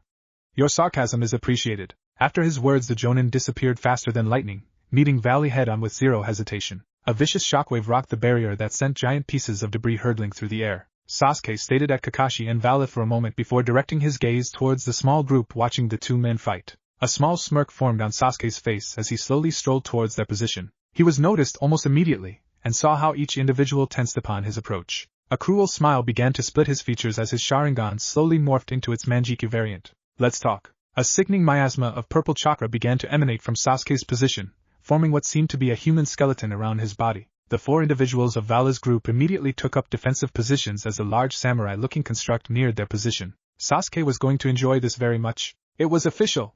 Irrefutable. The divine dividing was absolute horseshit and completely unfair. And he had possessed a fucking Sharingan. Those things were bullshit incarnate. Don't even get Kakashi started on the damn Rinnegan. That thing was even more busted. But at this very moment? Face to face with what was possibly the most annoying and stupid gimmick that Kakashi had ever come across, he was starting to rethink all of his choices that had let him make it this far in life. He should have just kicked the bucket after his father committed suicide. Life would have been so much easier and smoother, 'cause he'd be dead, you know? Wouldn't had to have assassinated men 4 times his age as a child. Wouldn't have had to repress all the physical, mental and emotional trauma he experienced during his 23 years of being an active duty shinobi for Konoha. Wouldn't have had to come home to witness his father's hanging corpse in the middle of the living room. Wouldn't have had to watch one of his closest friends sacrifice themselves to save him. Wouldn't have had to plunge his fist through the heart of his other best friend to save his home and village. Wouldn't have had to deal with a lot of shit now that he really thought about his shitty life. Perhaps he was just a masochist, and he enjoyed getting the shit kicked out of him. Yes, it all made sense. It was undeniable, irrefutable, even. Life was full of surprise. Kakashi's eyes widened as a fist appeared just on the outer peripheral of his vision, en route to take his head clean off his shoulders. Obviously he wasn't going to let that happen. He had just been caught off guard because he had been having an inner monologue. Vala was strong, but he wasn't Naruto or Sasuke strong, and that's all that really mattered. That's not to say that Kakashi could easily manhandle the teen either. Kakashi would give credit where it was due. The silver-haired teen was actually incredibly talented and boasted a good deal of power, even without that dumbass sacred gear of his. But Kakashi was Kakashi, and that's all the explanation that was really needed. Valley, of course, didn't know this tidbit of information, and he was going to be in for a rude awakening when Kakashi decided to take this fight seriously. The silver-haired shinobi weaved just outside the range of Vala's attack, displaying a degree of dexterity that seemed to surprise the teen. Cold, charcoal eyes gazed into hazel eyes with disinterest. Kakashi's left hand barked with lightning, his feet shifting minutely and his hips pivoting on a dime. The lightning-encased fist shot towards Vala's overextended elbow, aiming to incapacitate his joints and slow the boy down. The teen grit his teeth, lightning coursing through his body and pain flaring up in his now limp arm. Vala sought to lash out with his left leg and met nothing but air, only witnessing a blur of motion from the gray-haired man. Nay, you should take this fight more seriously, Vala-kun. Kakashi chided with a raised eyebrow, several meters away from the teen. I'm liable to kill you, if not. Divide. 2 things happened when Vala tried to call upon the power of his sacred gear. The first, and most noticeable, was that he didn't receive an influx of power from Albion. The second? Pain. Vala's world seemed to blur in front of him before he finally registered the familiar smell of ozone and burning flesh. He idly noted that someone was screaming. It took him another 3 seconds to realize that he was the one screaming. Partner! You need to wake up. Vala could distantly hear Albion shout his name from the inner confines of his mind, such was the pain that was coursing through his stomach. Pain, anger and adrenaline surged through Vala's pores before he finally moved. An awful and disgusting sound emanated from his body, similar to the sound of flesh being dissected and torn. Another wave of pain and agony seared through Vala's body before he finally glanced towards his stomach. His expression matched his pain, noticing the giant and smoking hole that he called his stomach. The smell of burnt flesh invaded his nostrils as blood continued to slowly seep out from the gruesome wound, painting a rather gruesome visage that failed to vacate his mind. What? Vala couldn't think straight. What the hell was happening? The descendant of Lucifer blinked, and then the wound was gone, disappearing as if having never even existed. What? Partner! It isn't real. Just an illusion. Albion's words snapped Vala back into cognitive reality. He blinked a total of 3 times, before realizing that he had yet to move from his previous exchange with the masked man. Hazel eyes glanced down towards his limp appendage, noticing that his arm was still experiencing the effects of the lightning attack he received from his opponent. An illusion? But when? He questioned to himself. How had the man caught him unaware? Illusions shouldn't have the power to influence his thoughts and actions. Albion made sure of that, so why? Home managed to see through that, did you? Hazel eyes snapped towards the voice, growing sharper than steel as he stared at the masked man. Color me impressed. That was my strongest genjutsu, though I'm no master like an old friend was. I'm far from a slouch impressive. You're a dangerous one, Vala noticed, with a great deal of anger, that the man had one of his hands in his pocket, body completely relaxed. His eyes were dull and he gave off an aura of disinterest that rackled something furious in Vala. This man believed himself not a threat? Idiotic. Inconceivable. He was Vala Lucifer, descendant of the original Satan, wielder of one of the 13 Longinus, divine dividing. How dare he? Demonic power radiated from Vala's position, bursting outward and surrounding him in a veil of dark energy. His power surged for a moment before skyrocketing and growing in intensity. The earth around him shattered before erupting, flinging debris and destruction to and fro. Kakashi watched the teen power up with a tired expression. Oh boy, he's upset now. Kakashi really only had himself to blame. This fight was going to be even more annoying now. Curse his bad luck. He already had Might Guy as a friend in the elemental nations, hadn't he suffered enough? An angry curse escaped Kuroka's lips as she dodged the mighty swing from her opponent's large sword. She had already learned to not block against it. A pain scream emanated a few meters away from her, signifying that Bijou had yet to learn that lesson. Dumbass monkey. If she couldn't block the damn attacks while using senjutsu, what made him think he could? That thing's defense was incredulous. And the amount of chakra it was producing and generating made her knees weak. Any other time and she'd be positively drooling, wet even if she so eloquently thought to her. But right now? Survival. This man was perfect. Strong. Stronger than Vala. Attractive. Ruthless. A strangled scream split the air as the raven-haired teen commanded his chakra-infused samurai to create a tornado of flames that turned the earth to glass. She watched Biko get batted into the barrier walls of her creation, and while she certainly felt a pang of sympathy for Biko, the idiot needed to learn to dodge. Le Fay. Dark energy encased Kuroka's hand as her demonic energy surged, mixing with her chakra. A torrent of black energy shot towards the Susanoo just as a tornado of flames and a massive bolt of lightning struck the construct, coalescing the dark energy and causing an elemental explosion of destruction and chaos. Le Fay landed next to Kuroka, her normally soft and vibrant blue eyes now hardened to a degree that was quite unnatural. Did we get him? She asked with some measure of hope. Kuroka didn't bother answering. She already knew the answer, being so in tune with senjutsu. The man's chakra construct hadn't even been phased, let alone damaged. Kami, she was so turned on right now. Not even a little, Naya. The Nekishu replied glibly.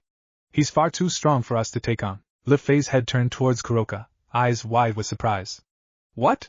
What do you mean? The Nekishu's tails idly swayed back and forth, watching as the smoke began to clear from their combined attack. I knew that these two were strong, Naya, but they were suppressing their power by a fair amount in Ko. They clearly wished to remain as inconspicuous as possible, but when you're a talented sensor like myself, she preened as the glow from the Susanoo's eyes pierced through the smoke screen, settling on her form.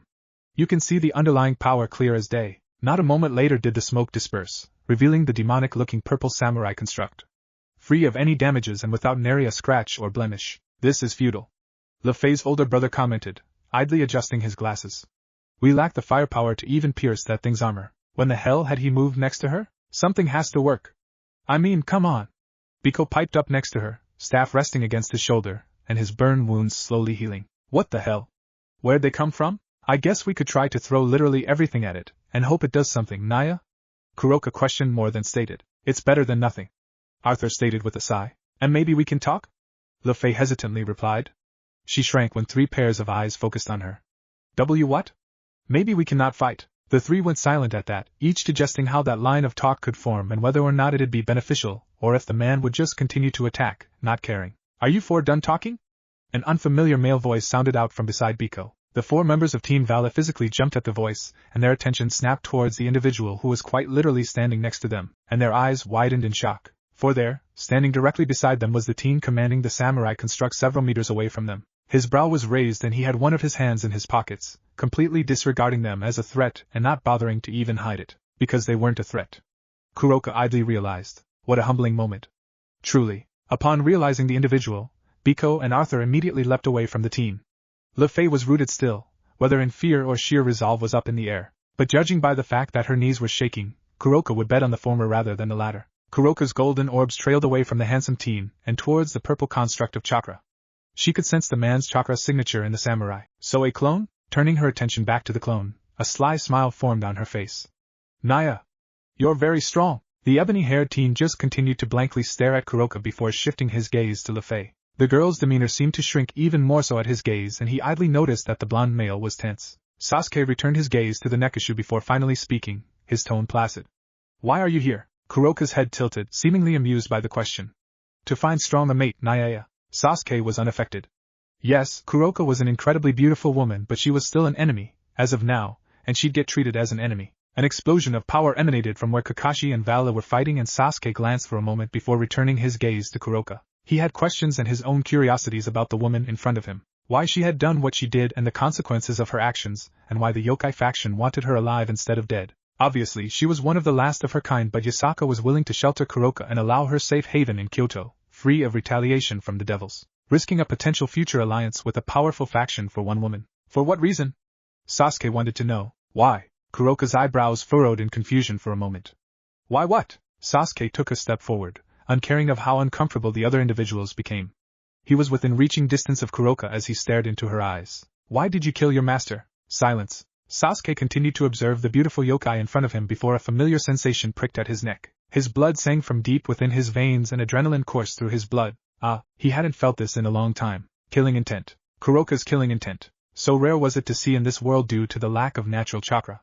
Similar, to some degree, but entirely different. Chakra in the elemental nations was vastly superior to the chakra that existed here. But killing intent was killing intent. To harbor the ability to project such strong emotions with only your chakra was a skill that few even in his own world had possessed. A sickening wave of purple chakra seeped out of Kuroka's pores, causing an uncomfortable tension to waft in the area. Kuroka's own allies seemed shocked at the sudden change. Like a coin flip, she was no longer the carefree and spirited woman who lacked social decor. In her place, was a cold-hearted killer who lacked regret. Because I wanted to. She eventually stated, face blank. Her expression may have been blank, but her emotions were not, and Sasuke found that he recognized those emotions. Hate, anger, wrath. So very similar to his own yet so very different, as well he couldn't quite tell why though. But if she was going to lie directly to his face on the exact reasoning on why she did what she did, no one could blame him for antagonizing her. Your actions had consequences. The genocide of an entire race of beings all on the back of one woman, drunk off power she didn't truly understand. It was the exact thing to not say. But Sasuke feared little in this world, and he'd get what he wanted from the woman regardless. The Nekishu's eyes went blank and her body went still. Her head tilted, only a fraction, but moved nonetheless. A deadened look settled upon her face, and every muscle in her body seemed to coil. It brought a smirk to Sasuke's face. An enraged opponent with a singular train of thought fixated on the absolute annihilation and evisceration of a target was the best opponent. Wrath could be one hell of a drug. Perhaps sensing the impending dread and death wafting off of Kuroka, the young blonde teen got as far away from Kuroka as physically possible. Smart move that. The Nekishu was one step away from imploding. Sasuke made sure it happened. You are the reason the Nekishu are extinct. Did Sasuke truly mean these words? No, of course not. As an individual who was on the tail-end side of a genocidal massacre of an entire group of familial individuals, he had some pretty biased opinions genocides. But Kuroka regretted her actions. At least Sasuke believed so. Why else would the woman allow herself to be consumed by anger? Kuroka did not so much move as she disappeared, leaving an after-image of herself.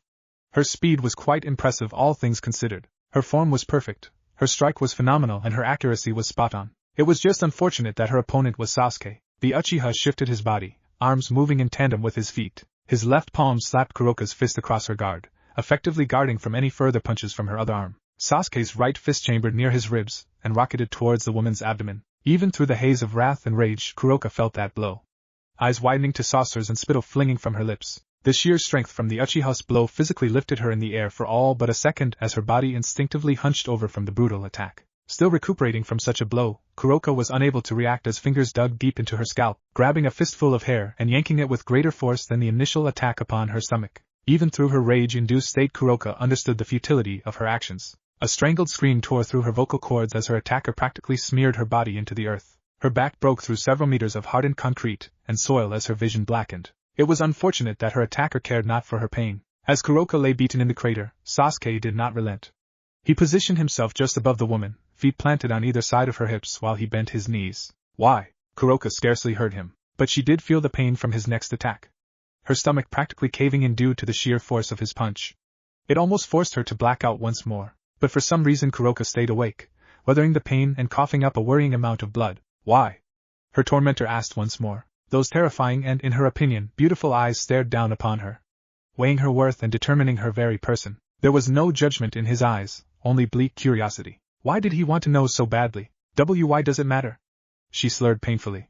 She heard distant explosions and felt the rumbles of the earth from her incapacitated state, but she knew not what was happening. The Uchiha continued to stare down at the girl before asking the same question. Why? Just a year ago he'd have killed someone for not answering a direct question, would have strung their corpse up in the middle of a town, and gazed disinterestedly as their body was picked apart by the wildlife. But he had changed from that person. And while patient, he was not above using violence to get his answer. Lightning barked in Sasuke's left fist, and as he chambered his fist to strike once more, Kuroka whimpered. A tiny and quite pitiful sound escaping her throat. Her action caused the team to halt, his head tilting as he raised an eyebrow. Through watery eyes, Kuroka spoke in a pained whisper. To protect my sister. A harsh exhale left her body as she clenched her eyes shut, not wishing to shed any more tears for those who had died due to her actions. Had Kuroka's eyes been open, then she would have seen Sasuke's demeanor flip on a dime. His blank expression shifted as his eyes narrowed, though not in anger or sadness, but in sympathy. Kuroka awaited the next blow from the team, but it never came. Instead of feeling another earth-shattering punch to her ribs, she felt a gentle palm nestle on her navel. She felt the soil around her shift as a weight settled upon her thighs. Confusion led to curiosity, as she slowly peeked an eye open and came face to face with the teen sitting on her lap. It made for a rather odd sight, but she didn't care for it. The pain emanating from her stomach was slowly subsiding. Kuroka idly realized that he was healing her wound with chakra. Why? She groaned quietly, head raising ever so slightly. Sasuke said nothing for the first couple of seconds, seemingly ignoring Kuroka's comment. When the woman's head came back down upon the soil, Sasuke replied in a far softer tone than she would have expected. Your situation is similar to mine. When he did not elaborate, Kuroka sighed quietly, pain tampering off into pleasure. How? She questioned with furrowed eyebrows. Sasuke's hand glided over the woman's toned abdomen, causing a shiver to rack Kuroka's body. Now was not the time. Ignoring the woman's response to his actions, he spoke. I had an older brother. He paused, seemingly to gather his thoughts. Named Itachi. When I was just a child, he cared for me more than I ever would know. Sasuke's eyes seemed to glaze over as if reminiscing the memories of his brother. I come from a clan of warriors, bred through combat and raised in violence. Hands soaked with blood and minds altered by trauma, we were a fearsome clan. Few could hope to match us, and even less could tame us. Sasuke's hand no longer moved along her stomach, and Kuroka realized her wounds were completely healed. Instead of moving or anything of the sort, she laid still, transfixed by Sasuke's words. Arrogance flowed through our veins, with pride being our Novocaine. We were a mighty people whose downfall could only come from within. Sasuke's eyes closed as he idly laid his palms flat against Kuroka's abdomen. My brother was that individual. Kuroka was quiet for several moments as she digested the teen's words. Once realization dawned upon her, she spoke softly. He killed your clan. Kuroka's golden orbs narrowed sadly as her ears pressed against her head, already coming to conclusions about how the teen could feel. Even if some of her assumptions were potentially incorrect, the pain was all too real for the boy. Sasuke inhaled through his nose as he closed his eyes. I loved him. He was my brother. My protector, my goal. I wanted to be like Itachi, wanted to be better than Itachi, to surpass him. To be like him. He shook his head ruefully as he continued speaking, though this time his tone was bitter. He slaughtered our people in the dead of night with the aid of an exile, made me relive all the brutal events of that night as if I was the one who had done the killing. After breaking my mind, he broke my body. Kuroka's face grimaced as the image of her little sister manifested in her mind. The girl's terrified gaze as she watched her elder sister go mad with senjutsu and turning on their master. It was not a pleasant sight. I grew to hate him for what he did, rightfully so. He took everything from me. I became hollow. Empty, resented my beloved brother, hated him. The teen then released a bitter chuckle. When I grew older, I made self-destructive decisions. Betrayed those I loved and respected. I have only myself to blame for these actions, but when I finally killed my brother, finally got the revenge and justice that I and my family deserved. Anger seeped into his words as his fists clenched atop Kuroka's abdomen. Kuroka could do nothing but stare at the teen, completely mesmerized by his words and story. I learned that he killed the clan to stop them from causing needless death in my village. A coup d'etat that would have left our very home bloodied by civil war. My brother took it upon himself to eradicate the threat that was our people. Sasuke shook his head as his expression shifted from anger to bitter acceptance. But he could not kill his precious little brother. His love for me outweighed his duty as a soldier.